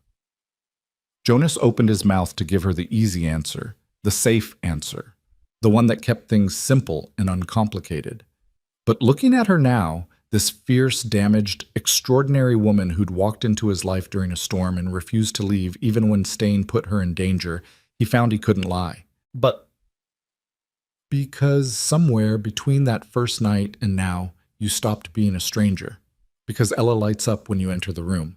Because this house feels less like a tomb and more like a home when you're in it. Because... He stopped, the words catching in his throat. Because, Clara prompted, moving closer. Because I can't lose someone else I care about. I just can't. So I'm going to fight, Clara. I'm going to fight for you the way I couldn't fight for Catherine. And maybe that's selfish. Maybe that's about me more than you, but it's the truth. The silence that followed was heavy with things unsaid, with implications neither of them was ready to face. Then Ella made a small sound from her cradle, not quite a cry, just a request for attention, and the moment broke. Clara moved to pick up the baby, her movements automatic, soothing. Jonas watched them together in the lamplight and felt something settle in his chest, some certainty he hadn't known he was searching for. Tomorrow then, Clara said finally, bouncing Ella gently. We go to Redemption. We talk to the sheriff. We fight. Tomorrow, Jonas agreed. That night, neither of them slept well. Jonas lay in his bed listening to the house creak and settle, playing through scenarios in his mind, trying to anticipate what Jacob Creed might do next. Through the thin wall, he could hear Clara moving around in her room, restless and anxious. Around midnight, there was a soft knock on his door. Jonas? Clara's voice was barely audible. Are you awake? Yeah. The door opened, and she stood silhouetted in the doorway, wrapped in one of Catherine's old shawls. I can't sleep. Every time I close my eyes, I see them coming back. See you getting hurt because of me. I'm not going to get hurt. You don't know that. No, he admitted. I don't. But I know I'd rather face Jacob Creed than face myself in the mirror if I let him take you without a fight. Clara moved into the room, sitting on the edge of his bed with the kind of casual intimacy that should have felt wrong but somehow didn't. Tell me about Catherine, please. I want to understand what I'm asking you to risk. So Jonas told her. About meeting Catherine at a dance in Redemption when he was 22 and she was 19, how she'd been visiting from Pennsylvania and had absolutely no business falling for a rancher with more dreams than sense. About their wedding in the small church with her family disapproving every minute of it, certain she was throwing her life away on frontier poverty. He told her about their first winter together, how they'd nearly starved because Jonas had misjudged his supplies, and Catherine had refused to admit she was hungry, saving her portions for him. About the morning she'd told him she was pregnant, and he'd been terrified and elated in equal measure. About Ella's birth, which had been difficult and dangerous and had left Catherine weak for weeks. She was getting stronger, Jonas said, his voice rough with old grief. Starting to feel like herself again. And then the fever came out of nowhere. One day she was fine, the next she was burning up. By the third day she couldn't even recognize me. She died calling for her mother who'd been dead 5 years. She never even got to say goodbye to Ella properly. Claire's hand found his in the darkness. I'm so sorry. Me too. Every damn day. He squeezed her hand gently. But Clara, here's what I learned from losing her. Regret is worse than fear. I regret not writing for the doctor sooner. I regret not having better medicine on hand. I regret every moment I wasted being scared instead of acting. So when Jacob Creed rode into my yard today threatening you, I didn't think about fear. I thought about regret. And I knew I'd regret it for the rest of my life if I didn't stand up. Even if it costs you everything? Even then, because Catherine taught me that the cost of doing nothing is always higher than the cost of trying. They sat together in the darkness, hands linked, while outside the wind began to rise again. It wasn't the howling fury of that first storm, but it was enough to rattle the shutters, to remind them that winter wasn't finished with Wyoming yet. Jonas, Clara said finally, if tomorrow doesn't go the way we hope, if the sheriff won't help, if there's no way to stop Jacob, will you promise me something? Depends on what it is. Promise you'll take care of Ella, that you won't do anything stupid trying to protect me, that you'll let me go if that's what it takes to keep her safe. Clara, promise me. Her voice was fierce now. She's innocent in all this. She deserves a father who lives, not a father who died playing hero for a woman who was already doomed. Jonas wanted to argue, wanted to tell her that wasn't how this worked, that he didn't make promises he couldn't keep. But looking at her in the shadows, this woman who'd suffered so much and yet still put a child's welfare above her own, he found himself nodding. I promise I'll keep Ella safe. No matter what. Thank you. She stood to leave, but Jonas caught her hand one more time. Clara, for what it's worth, you're not doomed. Not if I have anything to say about it. You're a good man, Jonas Mercer. Better than you know. I'm just a rancher who's too stubborn to quit. No. She squeezed his hand gently. You're someone who still believes in mercy in a place that's forgotten what it means. Catherine taught you well. She slipped out of the room then, leaving Jonas alone with his thoughts and his fears and his stubborn, probably foolish determination to do the right thing no matter the cost. Tomorrow would bring answers. Tomorrow would test whether frontier justice could be made to work for someone besides the strongest man with the most guns. Tomorrow would decide whether Clara Wynn's story ended in Wyoming snow or continued into something none of them could predict yet. But tonight, in the darkness of his bedroom, Jonas Mercer made himself a silent promise. No matter what came, he wouldn't become the kind of man who closed his door when someone knocked. He wouldn't become stone in a place that tried to turn everyone to stone eventually. He'd stay human, stay kind, stay willing to fight for what was right, even when right was impossibly hard. Catherine would have expected nothing less, and somehow, impossibly, that was enough to let him sleep. Dawn came cold and gray, the kind of morning that felt more like threat than promise. Jonas was up early, checking the horses, loading his rifle just in case, while Clara packed supplies for the journey to Redemption. Ella seemed to sense the tension, fussing more than usual until Clara sang to her in a voice that shook only slightly. They were nearly ready to leave when Samuel Pritchett rode up again, but this time he wasn't alone. Behind him came 4 more riders, ranchers Jonas knew by name if not by friendship. Hard men who'd carved lives out of impossible land, who understood that sometimes the only law was what neighbors decided to enforce together. "Heard you had visitors yesterday," Samuel said without preamble. "Jacob Creed and his boys. Word travels fast." "Word travels when it needs to. These men," Samuel gestured to the others, "they wanted to make sure you knew you weren't facing this alone." Jonas felt something tight in his chest loosen slightly. "I appreciate that, Samuel, but this isn't your fight." "The hell it isn't." This came from Martin Walsh, a cattle rancher from 10 miles north. "Jacob Creed's been throwing his weight around for years, thinking his money and his hired guns make him king. Someone needs to remind him that Wyoming territory doesn't have kings." "We stand with you," another man said, Pete Thornton, sheep farmer and proud of it. "Whatever comes." Clara had emerged from the house, and she stood on the porch now with Ella in her arms, staring at these rough, weathered men who'd ridden through the cold to help a woman they didn't even know. "Why?" she asked, her voice barely carrying. "You don't know me. You don't owe me anything." "No, ma'am," Samuel said. "But we knew Jonas's father, knew his wife, know him. And if Jonas says you deserve protection, that's good enough for us. Besides," his weathered face creased into something that might have been a smile, "Frontier's got no use for men like Jacob Creed. Never has." Jonas looked at these men. Neighbors he'd kept at arm's length since Catherine's death, people he'd pushed away in his grief, and felt ashamed. He'd forgotten what community meant out here, how people survived impossible conditions by standing together when it mattered most. "Thank you," he said simply. "All of you." "Don't thank us yet," Martin said. "We're riding to redemption with you. Going to have a word with Sheriff Morrison ourselves. Make sure he understands this isn't just about one rancher and one woman. This is about whether we're going to let outsiders come in and terrorize our territory." "Morrison's a reasonable man," Pete added, "but he's also cautious. Having half a dozen respected ranchers backing your story might make him less cautious." They set out shortly after, a small convoy of riders with Jonas and Clara in the wagon and Ella bundled against the cold.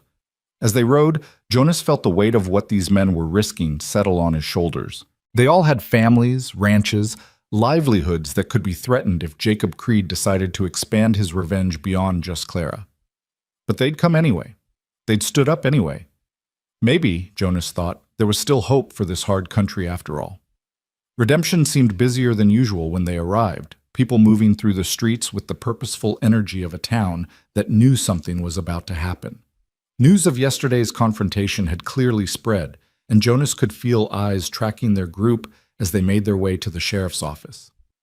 Sheriff Morrison was in his 50s, a former cavalry officer who'd settled in Redemption after retiring from military service.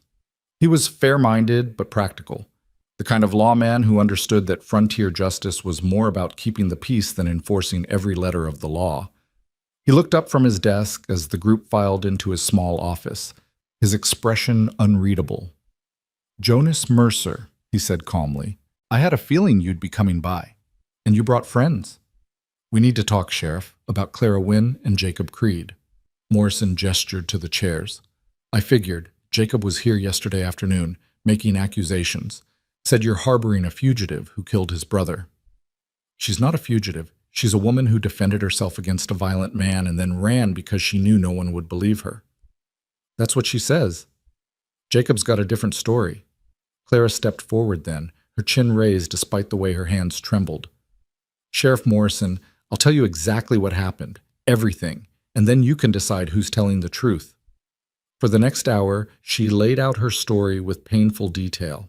The other ranchers sat quietly, listening, while Jonas watched Morrison's face for any sign of judgment or dismissal. But the sheriff just took notes, asked clarifying questions, and treated Clara with the kind of professional respect Jonas hadn't dared hope for. When she finished, Morrison sat back in his chair. "That's quite a tale, Miss Wynn." "It's the truth." "Maybe so. But truth and proof are different things in a court of law. You got any evidence to back up your claims about Thomas Creed?" "I have my sister's body. Or I did, before the fire." Convenient, that fire. Sheriff, Jonas started, but Morrison held up a hand. I'm not saying I don't believe her, Jonas. I'm saying Jacob Creed is going to make these exact arguments, and we need to be prepared to counter them. He looked at Clara. You got any witnesses? Anyone who saw your sister's injuries? Heard Thomas's threats? Clara shook her head slowly. Thomas was careful. He didn't hurt her where people could see, and Sarah was too ashamed to tell anyone what was happening. What about the night she died? Anyone else there besides you and Thomas? No, just the three of us. Morrison sighed. Then it's your word against a dead man's reputation. That's a hard case to make. So what are you saying? Jonas demanded. That she should just let Jacob take her back to Bitter Creek to hang? I'm saying the law requires evidence, and right now we don't have much of it. We have her testimony, Samuel interjected. We have the fact that she came here peacefully, worked honestly, caused no trouble. We have Jonas's word that she's been nothing but helpful and good with his daughter. All of which speaks to her character now, Morrison agreed, but doesn't prove what happened in Bitter Creek. The room fell silent, hope draining away like water through cupped hands. Jonas felt rage building in his chest. Rage at the unfairness of it, at the way the system was stacked against women like Clara, at his own helplessness to fix it. Then Clara spoke again, her voice quiet but steady. What if there were other women? Other girls Thomas hurt before Sarah? Morrison's head snapped up. Were there? I don't know for certain, but Sarah mentioned once that she'd heard rumors, that Thomas had been engaged before years ago, and the girl had broken it off suddenly, disappeared from town without explanation. Sarah wondered if maybe Thomas had always been this way. You have a name? Elizabeth something. I never heard her last name. Morrison stood, moving to a filing cabinet in the corner. Elizabeth Brennan? She would have been from Bitter Creek maybe 6, 7 years ago?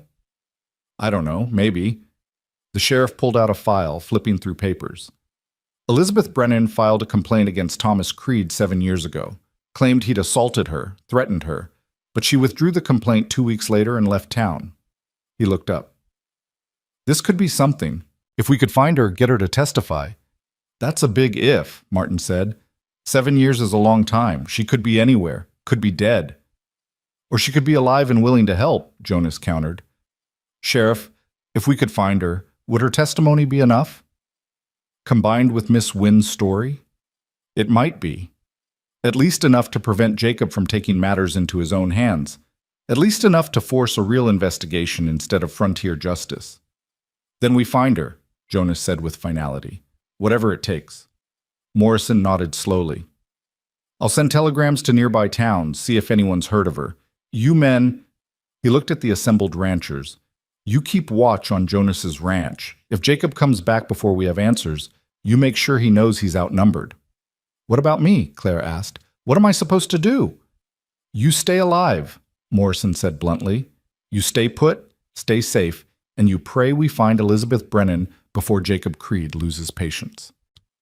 They left the sheriff's office with more hope than they'd arrived with, but Jonas knew it was fragile hope, the kind that could shatter with one wrong move.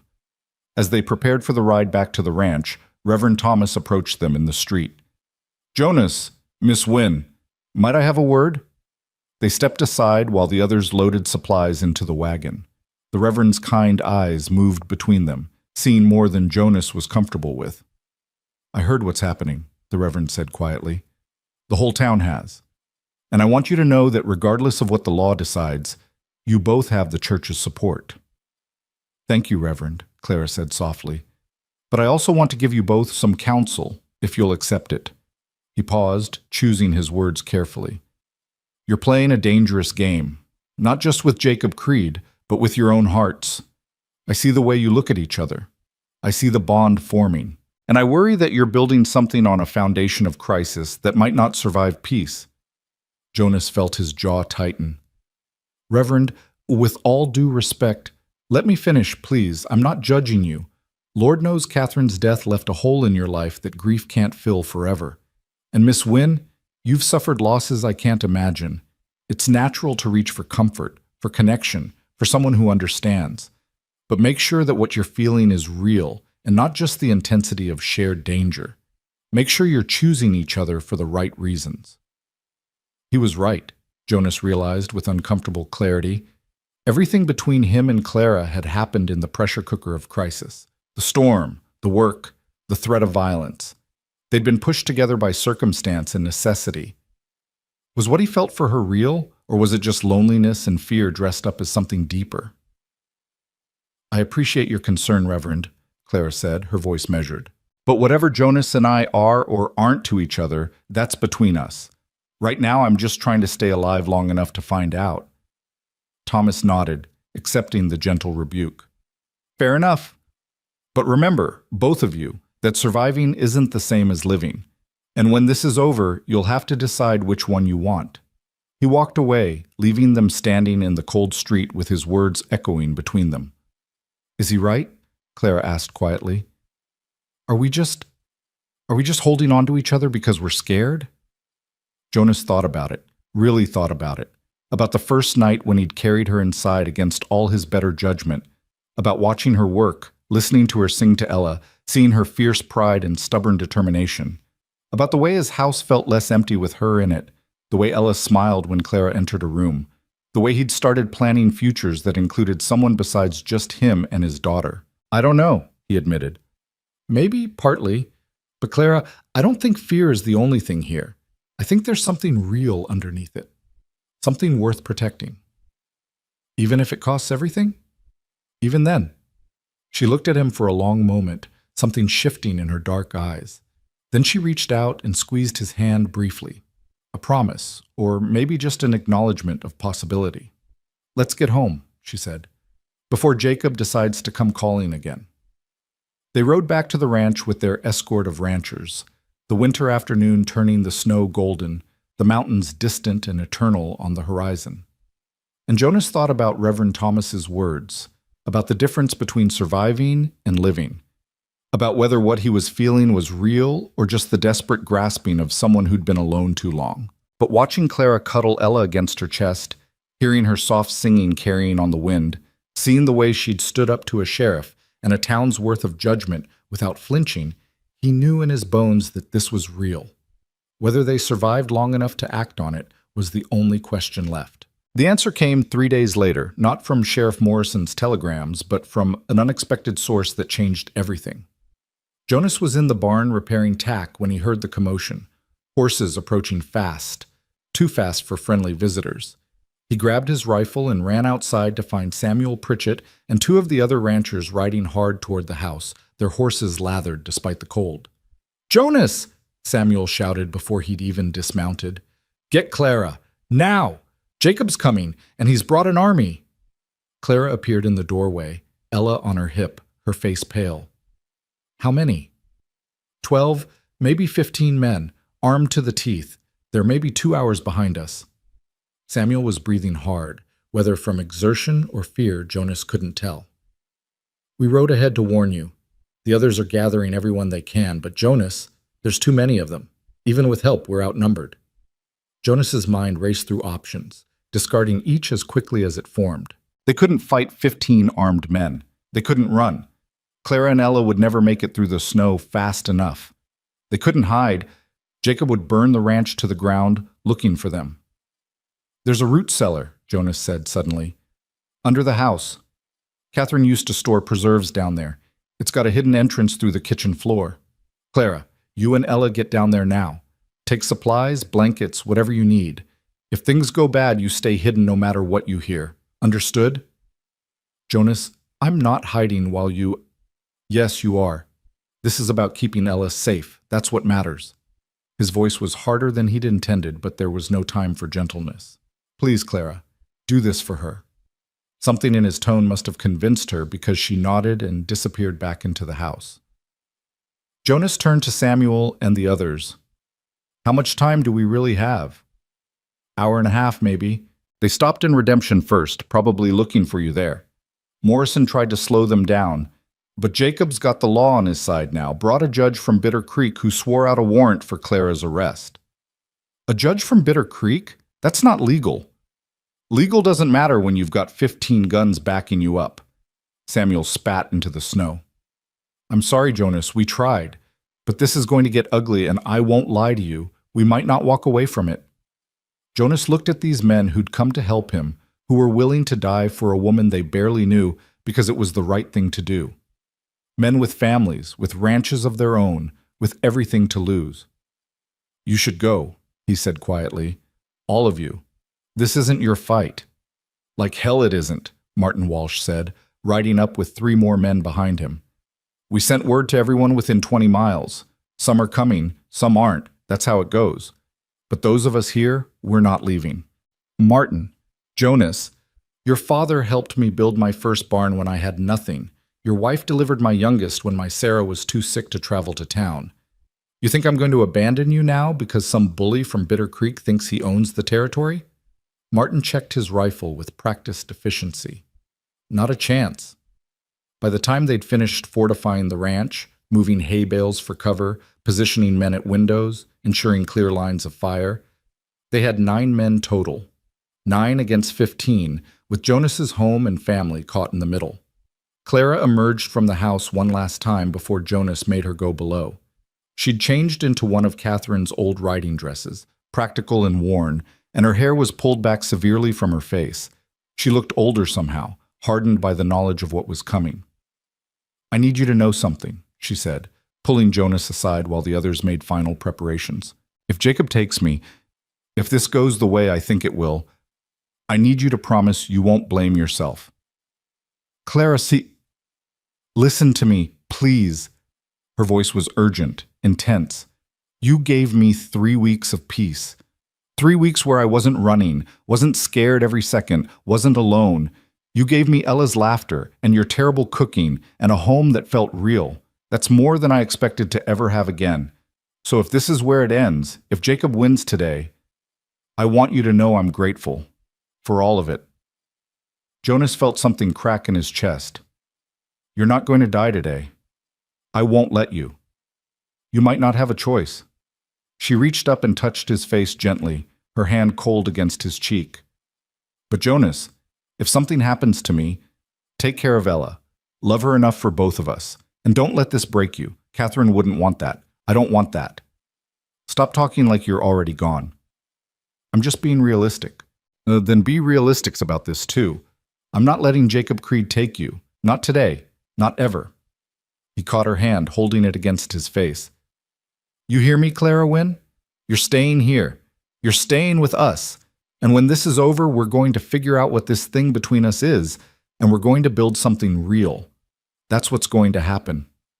She smiled then, sad and beautiful. "You're a dreamer, Jonas Mercer." Catherine used to say the same thing. He released her hand reluctantly. "Now get below. And Clara, if you hear shooting, if things sound bad, you take Ella and you run out the back tunnel. There's an old mining shaft that opens up half a mile north. Follow the creek bed. Samuel knows where it goes. Promise me you'll run if you have to." "I promise." She went inside then, and Jonas watched through the window as she descended into the root cellar with Ella, the trapdoor closing behind them like a coffin lid. Then he picked up his rifle and joined the other men in their waiting. The next hour crawled by like a wounded animal. The men talked in low voices, checking weapons, sharing what little tobacco they had, telling stories that were meant to ease tension but only highlighted how fragile everything was. Jonas couldn't stop thinking about Clara and Ella below, about how thin the floorboards were, about how little protection they'd have if bullets started flying. "Jonas," Samuel said quietly, moving beside him at the window, "if this goes south, if they breach the house, you get down there with them. We'll hold them off as long as we can. I'm not hiding while you fight my battle. It's not about hiding. It's about surviving. Someone needs to protect that baby, and Clara can't do it alone if she's scared out of her mind." Samuel's weathered face was grim.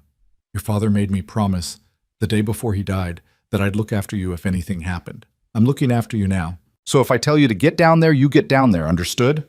Jonas wanted to argue, wanted to insist he'd stand and fight no matter what, but he knew Samuel was right.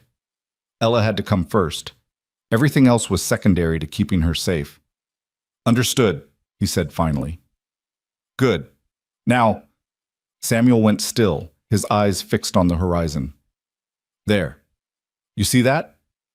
Jonas looked where Samuel pointed and felt his stomach drop. A line of riders cresting the ridge, moving with the slow confidence of people who knew they had the numbers and the law on their side.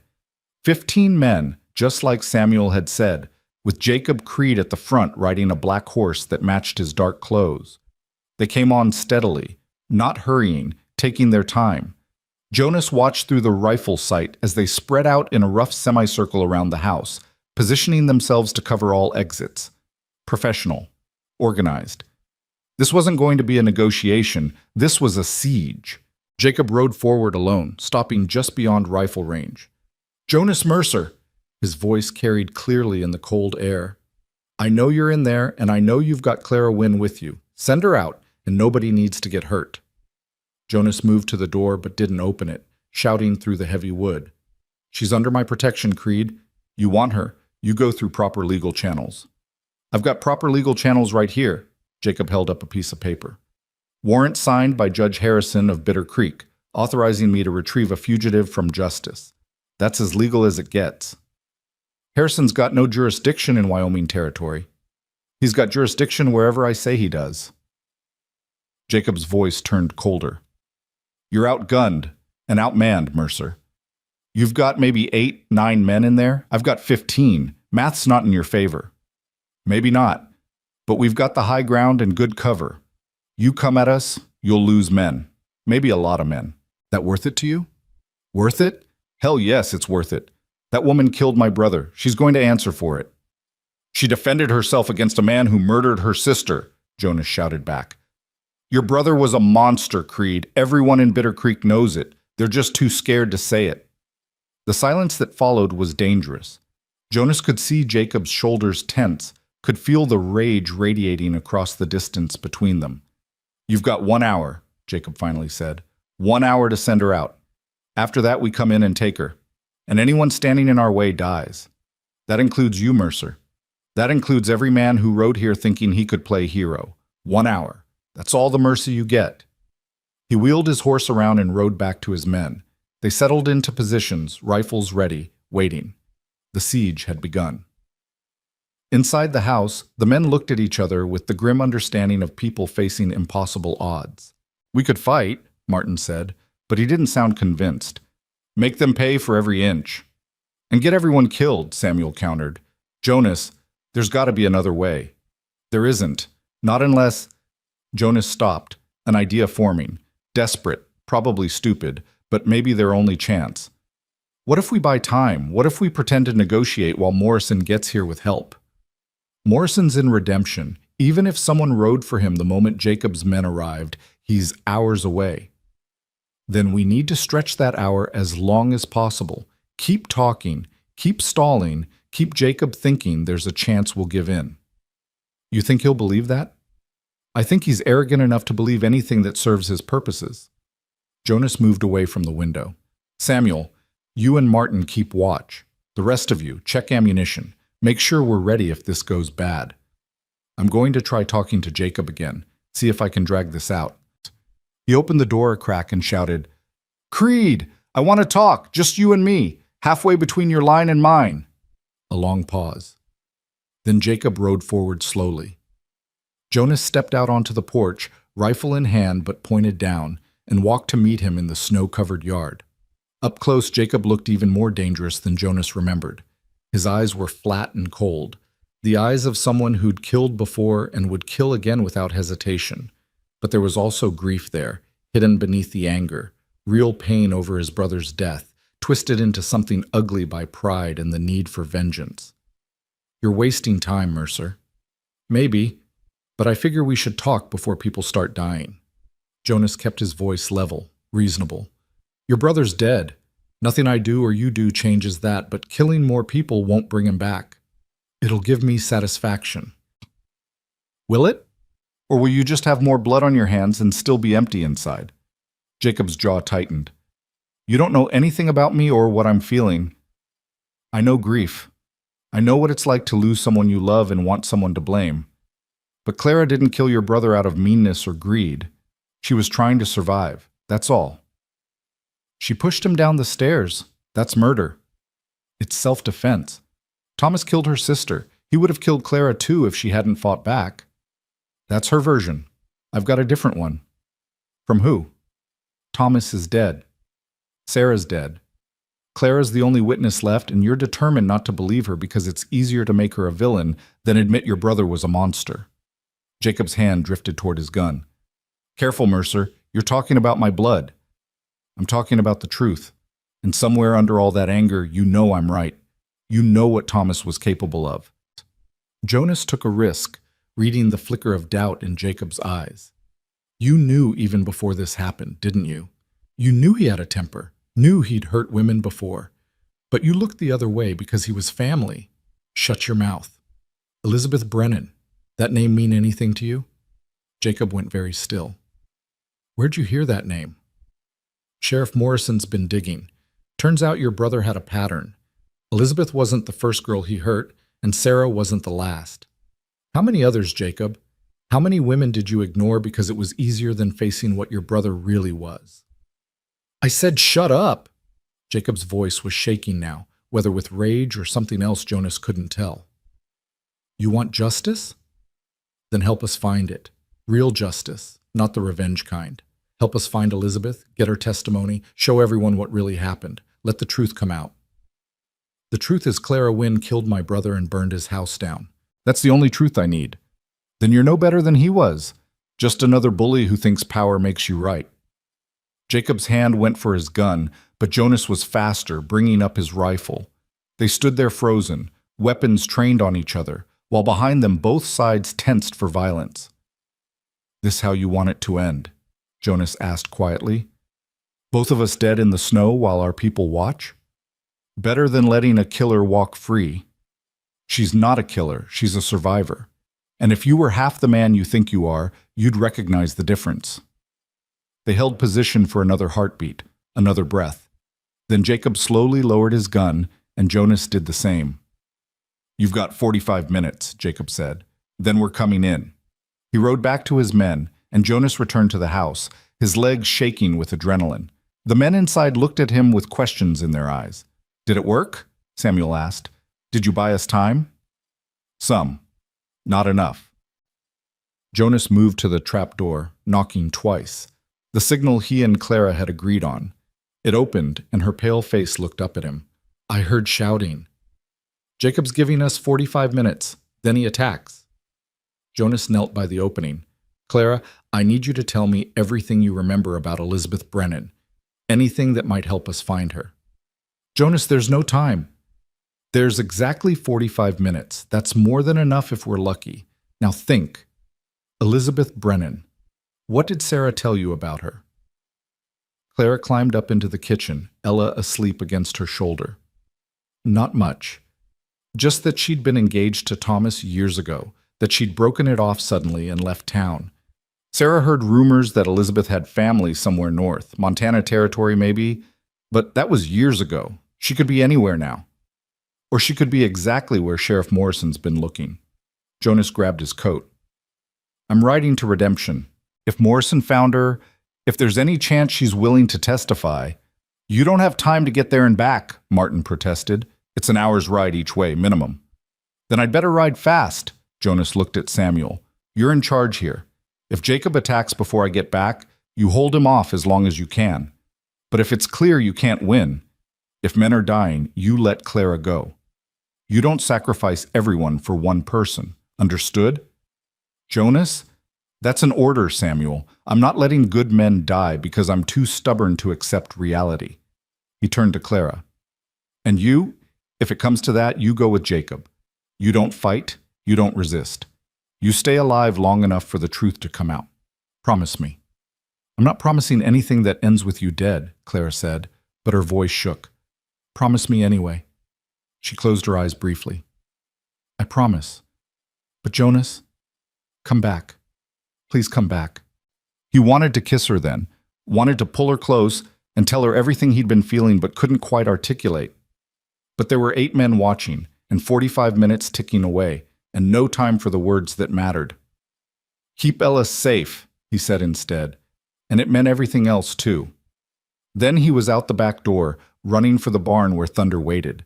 He saddled the horse in record time, ignoring the protests of the men who thought this was suicide, ignoring the voice in his head that agreed with them. He rode out through the back trail, the one that wound through the forest where Jacob's men couldn't see, and pushed Thunder to a gallop the moment they cleared the trees. The horse responded magnificently, stretching out into a run that ate up ground like they were racing against death itself. Which, Jonas supposed they were. The ride to redemption blurred into a single continuous moment of pounding hooves and gasping breaths, and prayer to a God Jonas wasn't sure was listening anymore. He made it in 40 minutes, a miracle of speed and luck, and nearly crashed through the door of Sheriff Morrison's office. "Elizabeth Brennan," he gasped, barely able to speak. "Did you find her?" Morrison looked up from his desk, startled. "Jonas, what the... Did you find her?" "Yes, but where?" "She's here, in Redemption. Been living under a different name for the past 6 years. I just located her this morning. But Jonas, I need her. Now. Jacob Creed has my ranch surrounded with 15 armed men. He's going to attack in..." Jonas checked his pocket watch. "In 30 minutes. If Elizabeth can testify about what Thomas did to her, it might be enough to stop him." Morrison was already moving, grabbing his coat and gun belt. "She's at the boarding house, but Jonas, she's terrified. She wouldn't even talk to me until I promised her protection. Getting her to testify, I'll convince her. Just get me there." They ran through the streets, Morrison shouting for his 2 deputies to follow. The boarding house was on the east side of town, a neat 2-story building run by a widow named Mrs. Patterson. Morrison knocked hard. "Sheriff?" Mrs. Patterson opened the door, looking alarmed. "What's wrong?" "Elizabeth Brennan. I need to see her. Now." "She's upstairs, but she said she didn't want to be disturbed." Jonas pushed past her, taking the stairs 2 at a time. Morrison called after him with a room number, and Jonas found the right door, knocking hard. "Miss Brennan? My name is Jonas Mercer. I need to talk to you about Thomas Creed." Silence. Then a woman's voice, thin with fear. "Go away." "I can't. There's a woman who's about to die because of what Thomas did, and you're the only one who can save her. Please. Just 5 minutes." "I can't help you." "Yes, you can. You're the only one who can." Jonas pressed his forehead against the door, exhaustion and desperation making his voice raw. "Miss Brennan, Elizabeth, I know you're scared. I know Thomas hurt you. But there's another woman, Clara Wynne, and her sister died because of him.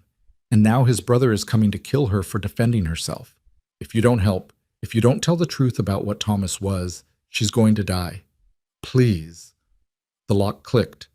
The door opened a crack, revealing a woman in her early 30s with brown hair and haunted eyes. She looked at Jonas with the kind of wary fear that spoke of old wounds never properly healed. "What do you want me to do?" she whispered. "Tell the truth. Tell what Thomas did to you. Come with me and tell Jacob Creed that his brother was a violent man who hurt women. That's all." "He'll kill me. Jacob will." "He won't. I won't let him. Sheriff Morrison won't let him." Jonas caught her hand gently. "I know it's asking everything. I know it's terrifying. But Elizabeth, if you don't do this, an innocent woman dies. And her baby, her 8-month-old baby, grows up without a mother. You have the power to stop that. You're the only one who does." She stared at him for a long moment, tears streaming down her face. "I was 17 when Thomas courted me. I thought he was so charming, so sophisticated. By the time I understood what he really was, it was too late. He'd already..." She stopped, unable to finish. "I know, and I'm so sorry that happened to you, but you survived it. You got away. Now help Clara do the same." Elizabeth Brennan wiped her eyes with shaking hands. "If I do this, if I testify, I can never come back here. I'll have to run again, start over somewhere else. I'll help you, whatever you need. Money, a horse, supplies. I'll make sure you have it. You have my word." She looked at Morrison, who nodded confirmation. Then she looked back at Jonas and made the decision that would save or damn them all. "All right, I'll do it. But we need to hurry." They rode back to the ranch in a group, Jonas and Elizabeth, Morrison and his 2 deputies, all of them pushing their horses to the limit. Jonas kept checking his pocket watch, watching the minutes tick away. 35 minutes since he'd left. 40, 45. Please let us be in time. Please let them still be alive. They crested the final ridge, and Jonas's heart seized. Smoke was rising from the ranch, not a lot, just a thin column, but enough to mean shots had been fired, something had happened. He spurred Thunder to one final burst of speed, racing down the slope with Elizabeth and the others behind him. The scene that met them was chaos barely contained. Jacob's men had moved closer to the house, and there were burn marks on the porch where someone had thrown a torch. But the house still stood, and Jonas could see movement in the windows. Samuel and the others, still fighting, still holding. Jacob saw them coming and turned his horse, confusion flickering across his face when he saw the size of Jonas's reinforcements. Morrison rode forward, his star glinting in the afternoon sun. "Jacob Creed, I'm ordering you to stand down. Now." "On what authority? You've got no jurisdiction here." "I've got the authority of Wyoming Territory law, which supersedes any warrant from Bitter Creek, and I've got new evidence in the case of Thomas Creed's death." Morrison gestured to Elizabeth. "Evidence you're going to want to hear." Jacob's eyes narrowed when he saw the woman beside Jonas. "Who's that?" "Someone who knew your brother very well." Jonas helped Elizabeth down from her horse. She was shaking so hard she could barely stand, but she faced Jacob with a courage Jonas had to admire. "Tell him, Elizabeth. Tell him what Thomas Creed was really like." "My name is Elizabeth Brennan," she said, her voice barely audible. 7 years ago, I was engaged to Thomas Creed, and he nearly killed me." The words fell into silence like stones into deep water. Jacob's face went through a series of expressions: disbelief, anger, confusion, before settling into something harder to read. "That's a lie. Thomas never—" "He broke my arm in 2 places," Elizabeth continued, her voice growing stronger. "He fractured my ribs. He told me if I ever told anyone, he'd burn down my family's house with them inside.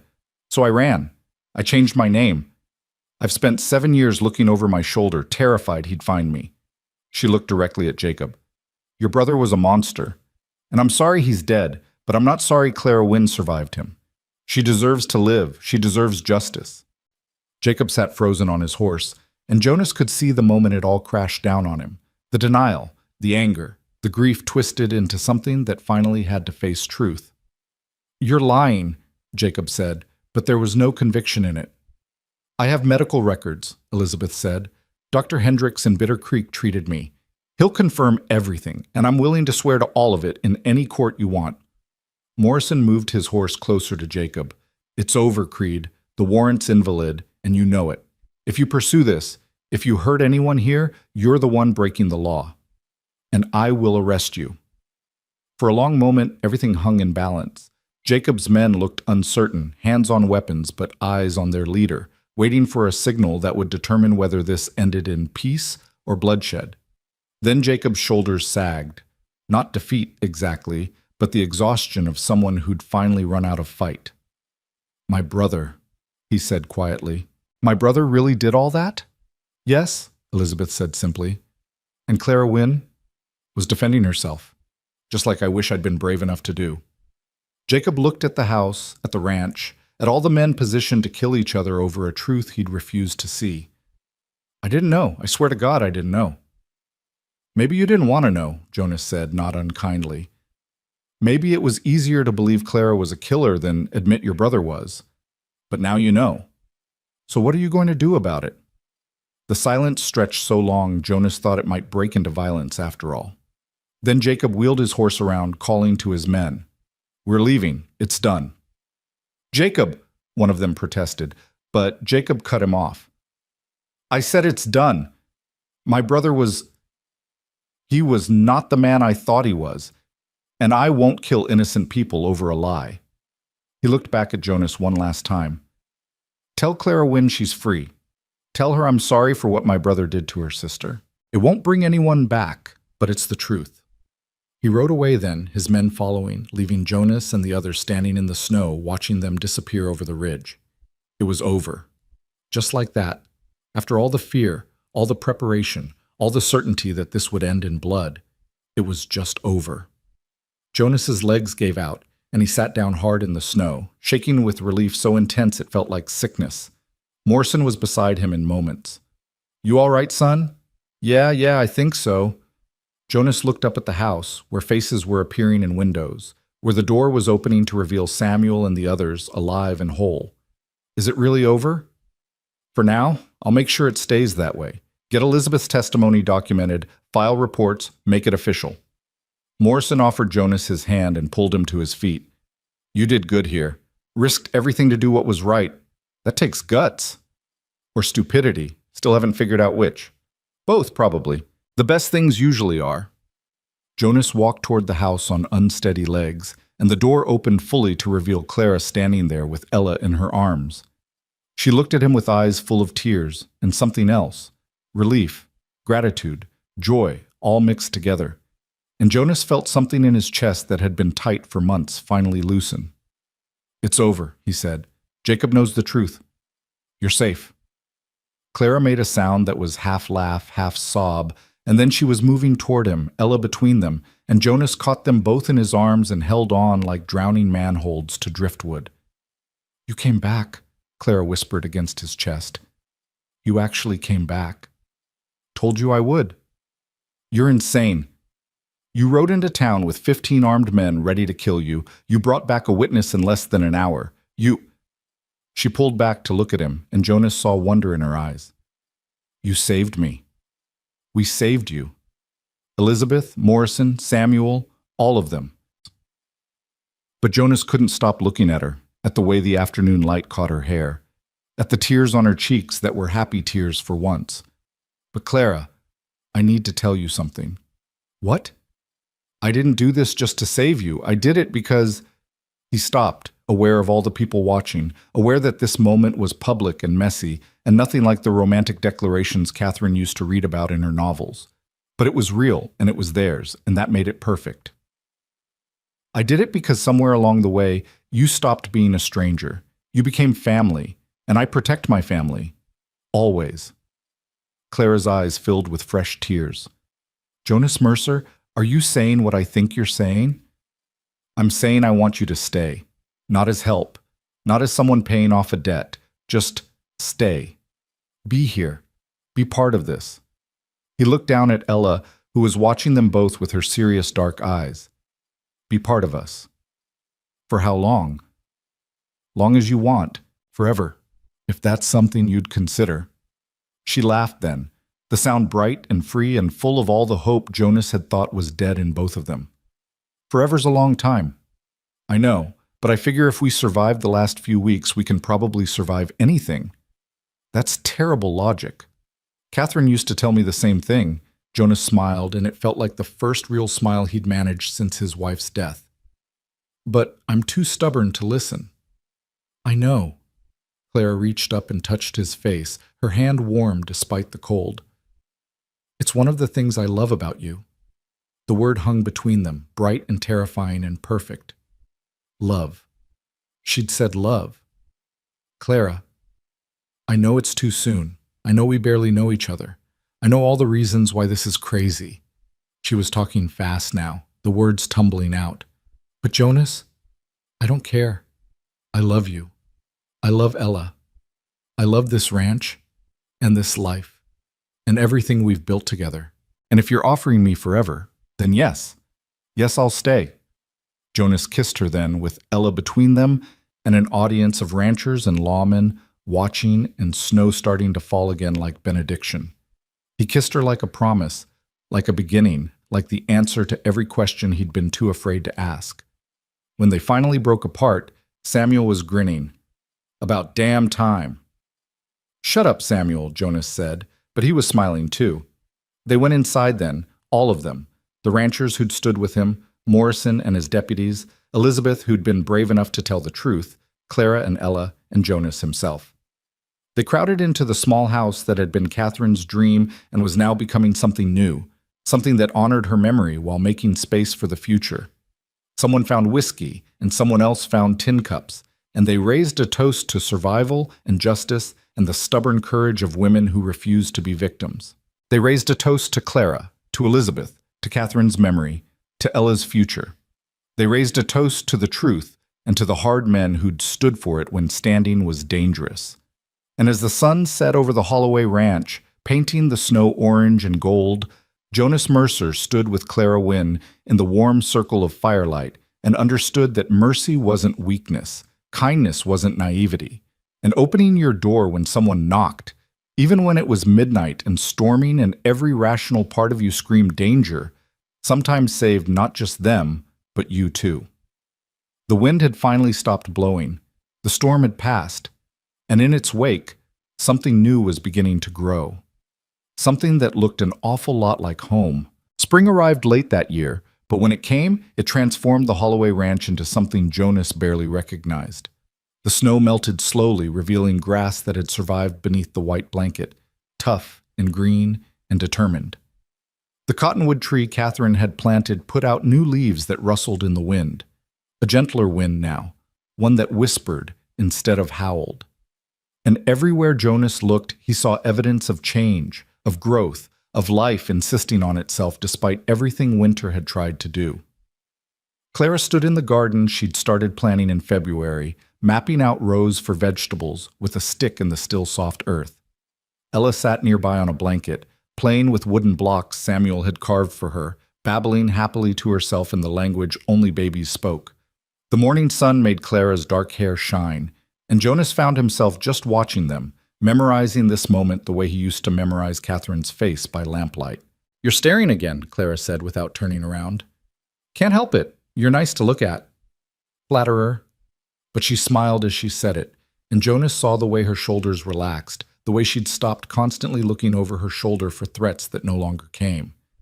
3 months since Jacob Creed had ridden away. 3 months of peace that still felt fragile, like something that might shatter if they acknowledged it too directly. Jonas crossed the yard to join her, settling on the blanket beside Ella. His daughter immediately crawled into his lap, sticky hands grabbing at his shirt, and he caught her easily, settling her weight against his chest. "She's getting so big," he said, more to himself than Clara. "She'll be walking soon. Then we'll really have our hands full." Clara knelt beside them, using her stick to draw patterns in the dirt. "I was thinking we could plant tomatoes here, and maybe some beans along this row." "Carrots for Ella. She'll need vegetables once she's eating solid food. You've got this all figured out." "Someone has to. You just plant everything randomly and hope it grew." She tapped his knee with her stick, teasing. "You're good at many things, Jonas Mercer, but planning isn't one of them."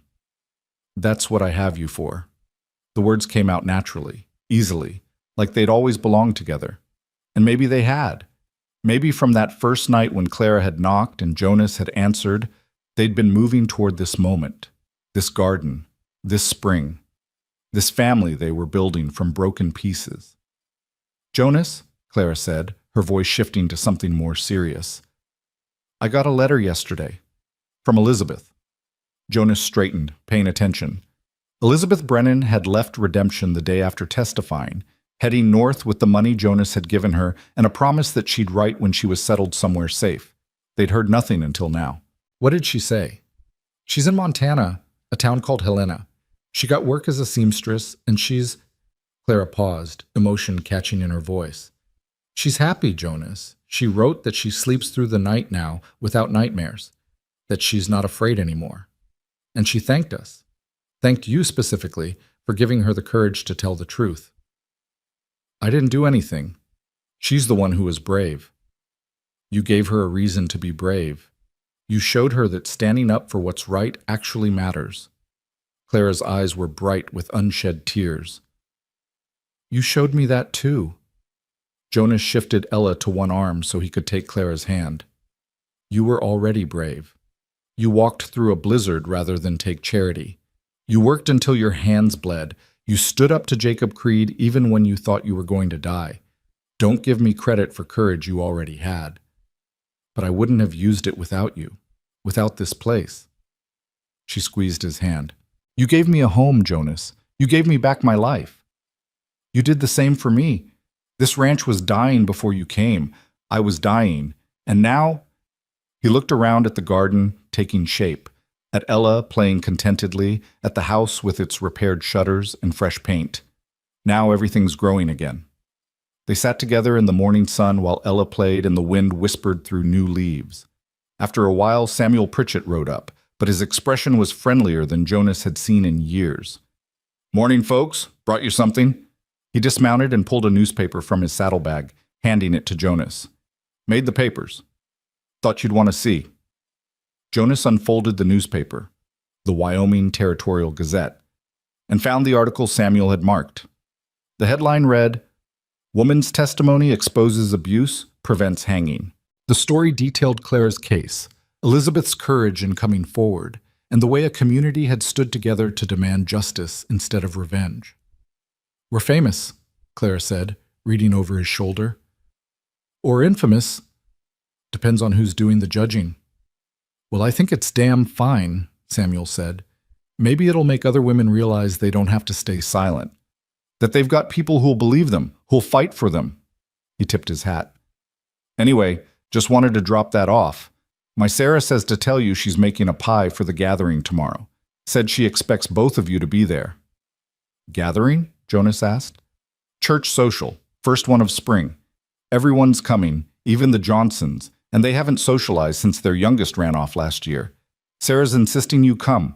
Says it's time Clara met the whole community properly, not just during a crisis." Clara looked uncertain. "I don't know if that's a good idea. People will stare. They'll judge—" "Let them," Samuel interrupted. "You've got nothing to be ashamed of, girl. You survived something terrible, and you did it with dignity. Anyone who judges you for that isn't worth your time anyway."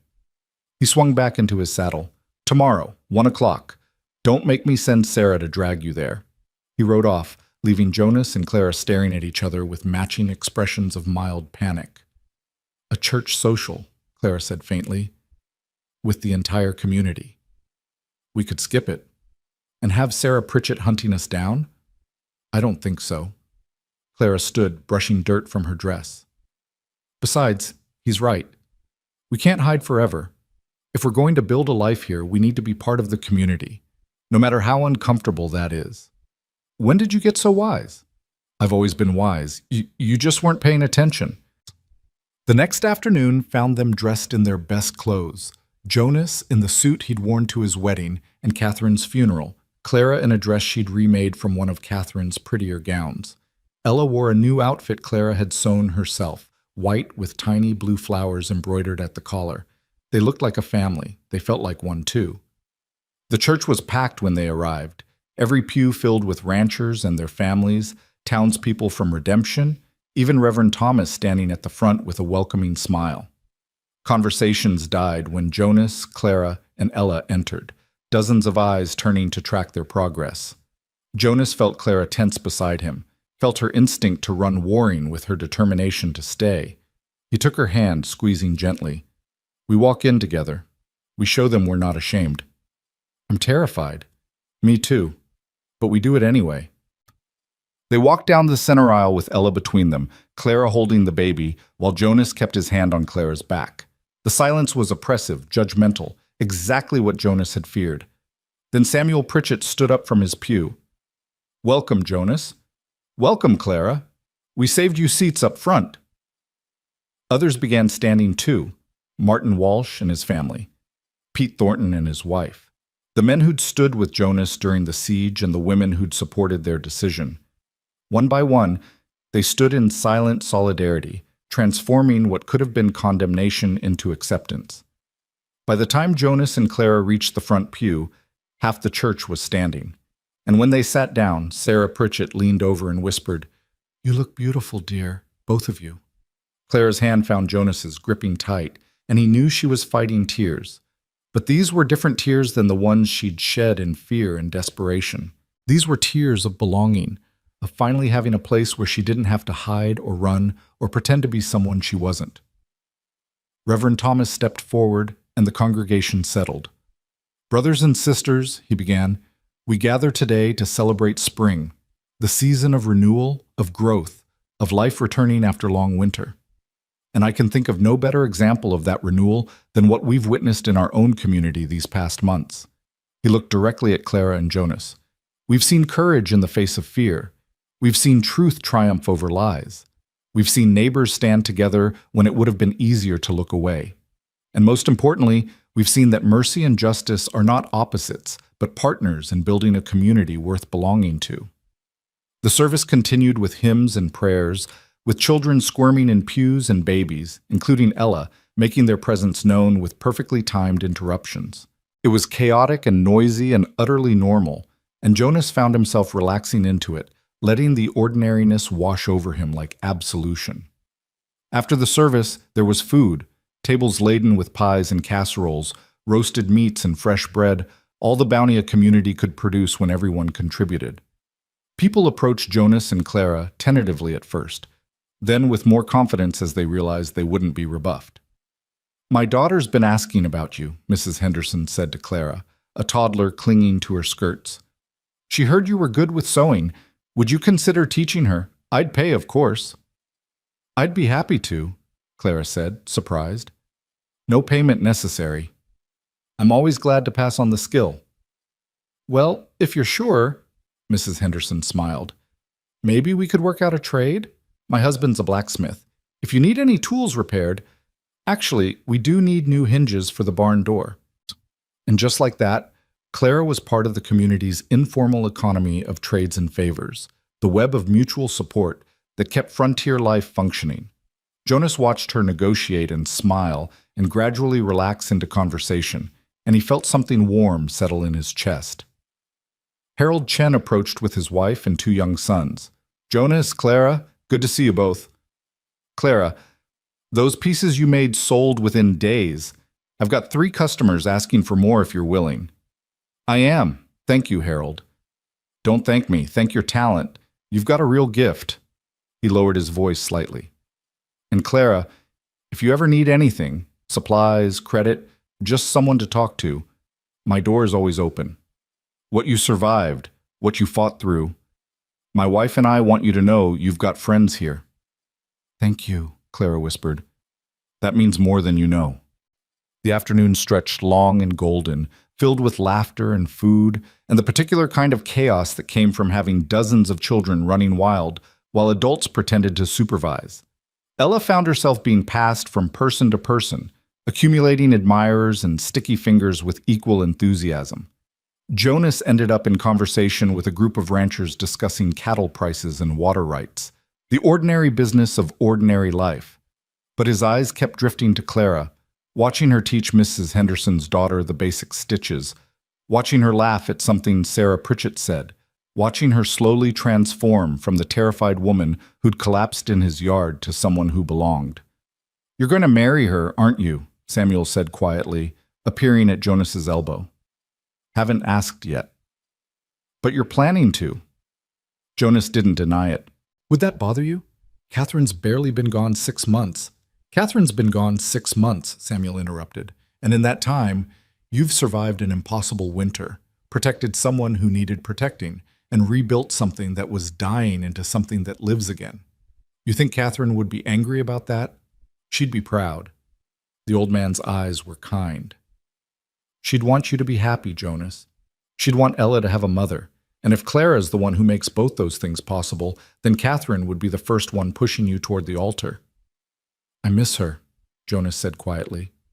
"Every day, I miss her." "Of course you do. That's how love works. It doesn't disappear just because the person does." "But Jonas, missing Catherine doesn't mean you can't love Clara too. The heart's got more room than we think." "Is that wisdom or wishful thinking?" "Both, probably. The best advice usually is." As the sun began its descent toward the mountains, families started packing up to head home before dark.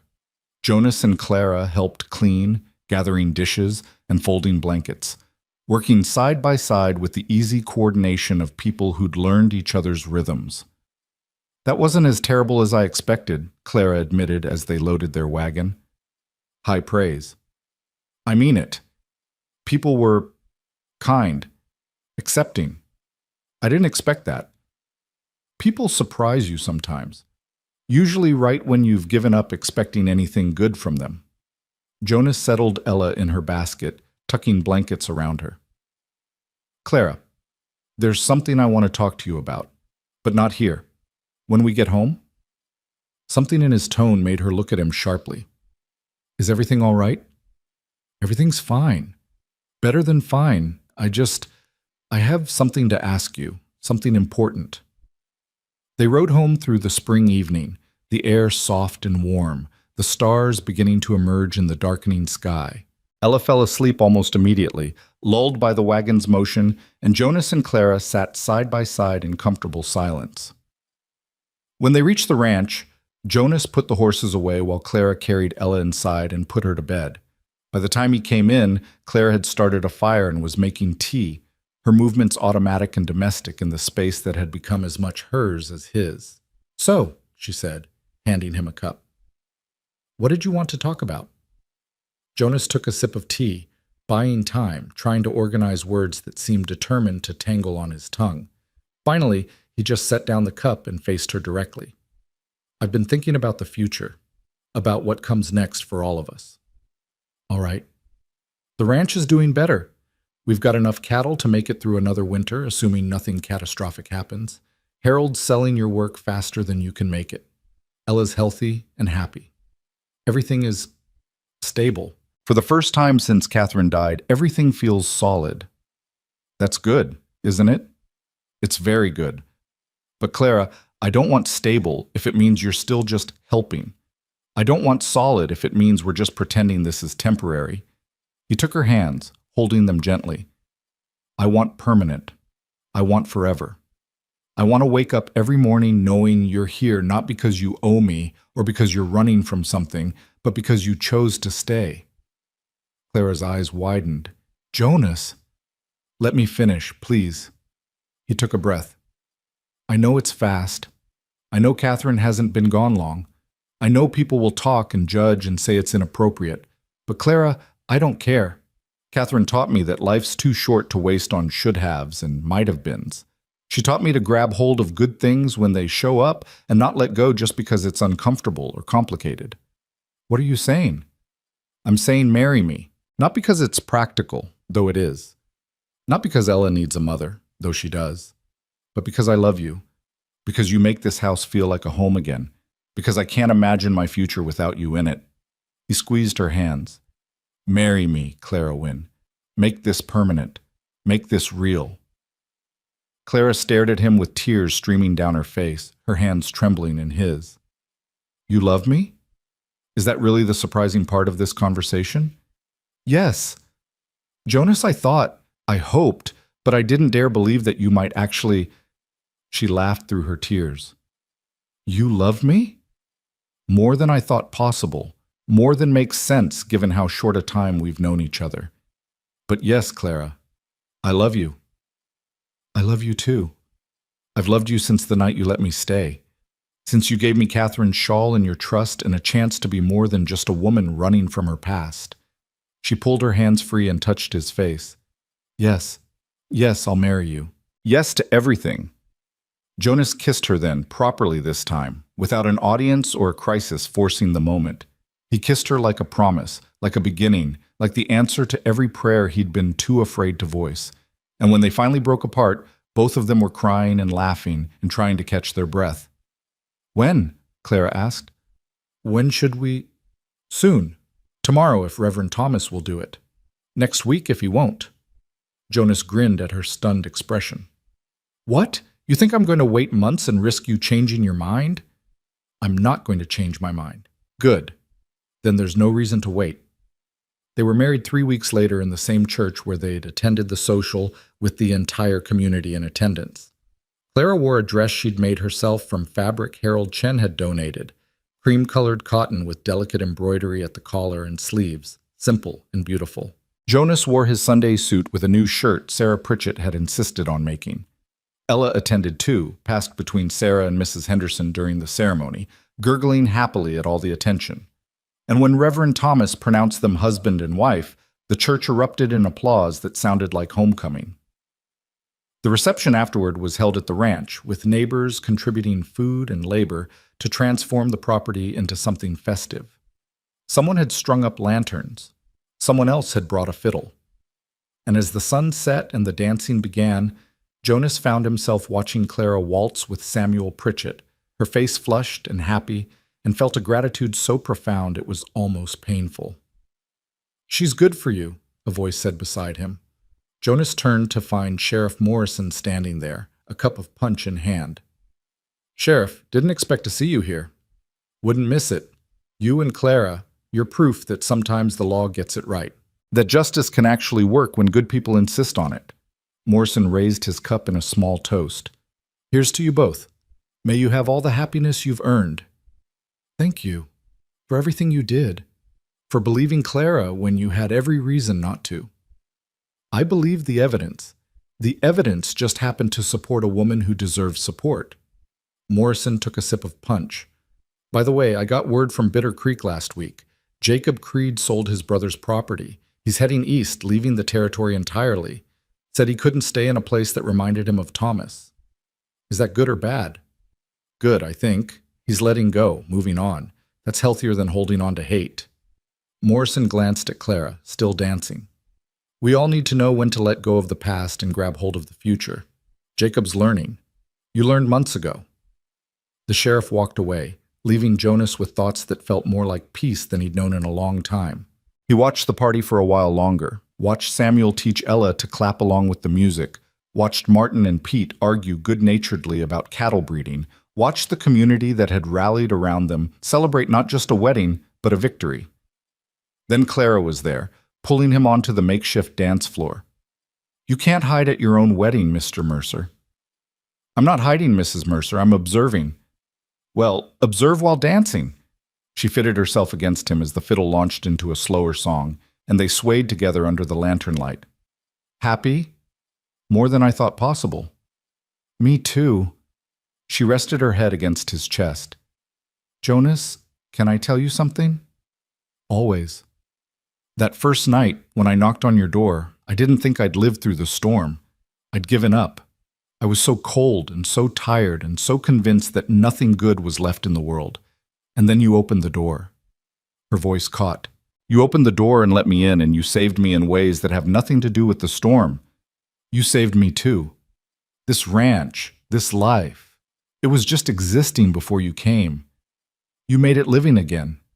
They danced while the stars wheeled overhead and the music played on, and their community celebrated around them. And Jonas thought about the knock that had changed everything, about the choice he'd made to open instead of close, to help instead of hide, to risk everything on a stranger who'd become the most important person in his world besides Ella. The seasons turned as they always did, indifferent to human drama. Summer came hot and bright, and Clara's garden produced enough vegetables to feed them through the year with surplus to sell. Ella took her first steps in August, stumbling between Jonas and Clara with the determined concentration of someone accomplishing the impossible. The ranch prospered in small ways. More healthy calves, better grass, repairs that actually held through storms. Fall arrived with its familiar glory, painting the mountains gold and red. Jonas and Clara worked side by side, bringing in the harvest, preserving food for winter, preparing for the cold they knew was coming. But this time, winter didn't feel like a threat. This time, they faced it together, with full stores and a warm house, and the certainty of companionship through the dark months. On a particularly crisp October evening, Jonas found Clara on the porch watching the sunset. She'd been there a while, he could tell, lost in thought. He settled beside her, and she leaned into him automatically. "What are you thinking about?" he asked. "Sarah, my sister, wondering what she'd think of all this. I think she'd be happy for you." "I hope so. She always wanted me to find someone good, someone who'd treat me right." Clara's hand found his. "She would have liked you. Would have liked this place, this life." "I'm sorry you lost her." "Me too. Every day." She was quiet for a moment. "But Jonas, I've been thinking, what if we gave Ella Sarah as a middle name?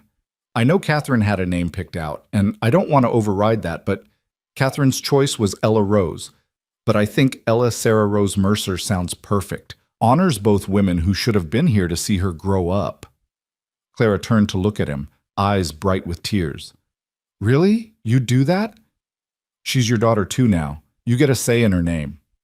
"Our daughter," Clara corrected softly. "Ours." Winter came again, but it was different this time.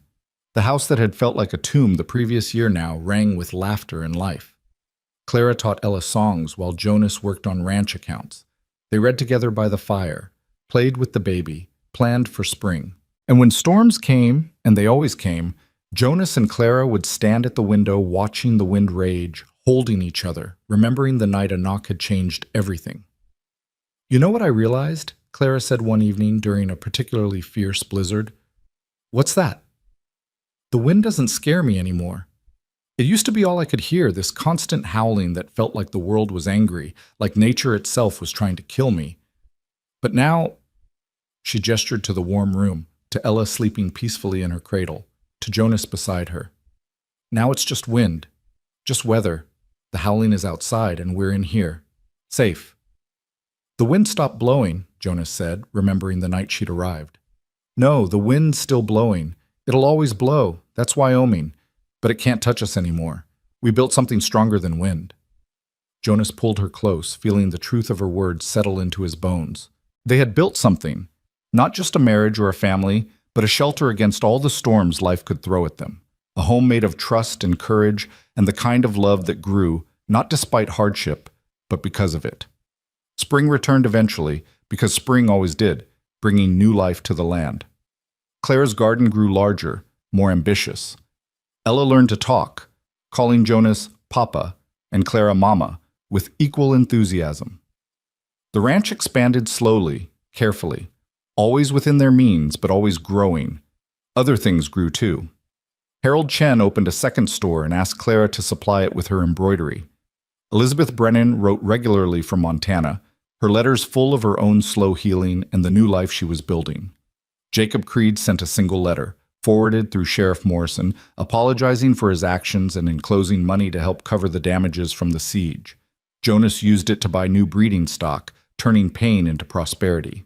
And 2 years after that first knock, on a spring morning that smelled like fresh grass and possibility, Clara told Jonas she was pregnant. They stood together in the garden, Ella playing at their feet, and Jonas felt the familiar mixture of terror and joy that came with new life. But this time the terror was smaller, manageable. This time he knew they could handle whatever came. "Are you scared?" Clara asked, watching his face. "Terrified." "You?" "Absolutely. But Jonas, I'm also happy. So happy I don't quite know what to do with it." He kissed her forehead, then knelt to scoop up Ella, who was trying to eat dirt with the determination of a scientist conducting experiments. "You hear that, little bird? You're going to be a big sister." Ella patted his face with muddy hands and said something that might have been sister or might have been cookie. With toddlers, you could never quite tell. "We're going to need a bigger house," Clara said, looking at the ranch with calculating eyes. "And more help. Maybe we could hire someone to assist with the cattle. Give you more time with the children?" "Children, plural? That's going to take some getting used to. We've gotten used to stranger things." She was right, of course. They'd gotten used to grief transforming into joy, to fear becoming courage, to strangers becoming family. One more change, one more growth, was just part of the pattern they'd established. The baby arrived in early winter, a boy they named Thomas Jonathan Mercer. Thomas after Reverend Thomas, who'd married them, Jonathan after Jonas's father. He was healthy and loud and looked nothing like either of them. But Jonas loved him instantly with the same fierce protectiveness he felt for Ella and Clara. "2 children," Clara said one night, nursing Thomas while Ella slept in her new bed across the room.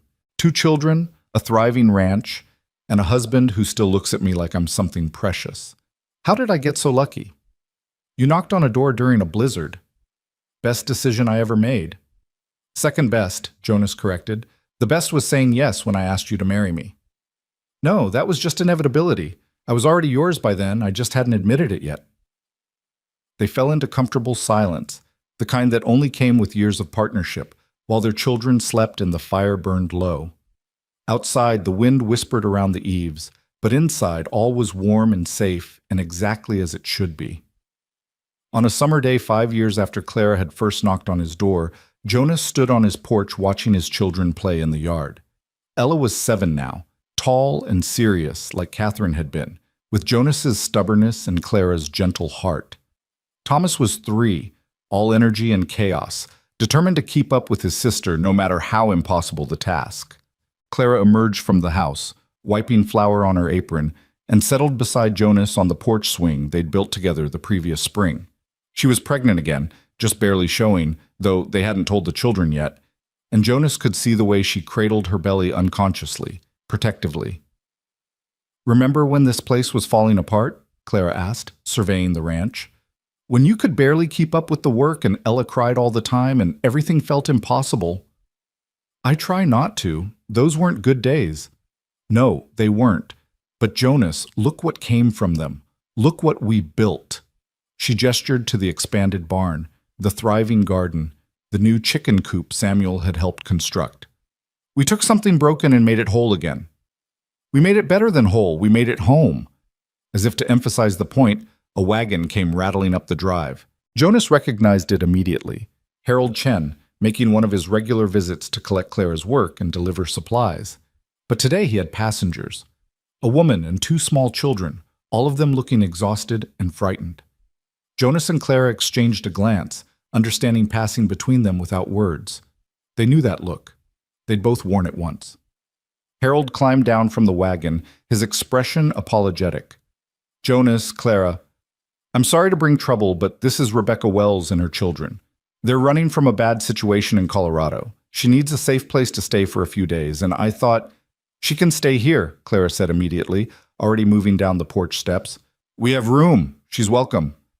Jonas followed his wife, watching her comfort the frightened woman, gather the children, begin the same process of refuge and healing that had saved her years before. And he understood then, with perfect clarity, what they'd built here. Not just a ranch, not just a family, but a place where mercy lived, where the wind couldn't blow cold enough to freeze out compassion, where doors opened instead of closed when someone knocked in desperation. This was Catherine's legacy, and Clara's gift and Jonas's promise, all woven together into something bigger than any of them individually. This was what happened when you chose kindness over caution, when you risked your own comfort to ease someone else's suffering, when you remembered that survival was just the beginning and living was the goal. That evening, after Rebecca and her children had been fed and settled in the small guest room they'd added 2 years ago, Jonas found Clara on the porch again, watching the sunset paint the mountains gold. "We're doing it again," she said without preamble. "Taking in someone who needs help, risking complications and gossip and all the problems that come with sheltering strangers." "I know. Are you okay with that?" Jonas thought about the question seriously, considering all the angles. Then he looked at his wife, this extraordinary woman who'd stumbled into his life during a storm and stayed to build something beautiful, and smiled. "Clara, the night you knocked on my door, I could have turned you away. I could have chosen safety over compassion, could have protected myself and Ella from risk. But I didn't. I opened that door, and it was the best decision I ever made." He took her hand. "So yes, I'm okay with it. More than okay. Because this is who we are now. This is what this place means. And I wouldn't change it for anything. Even when it's complicated? Especially when it's complicated. The best things usually are."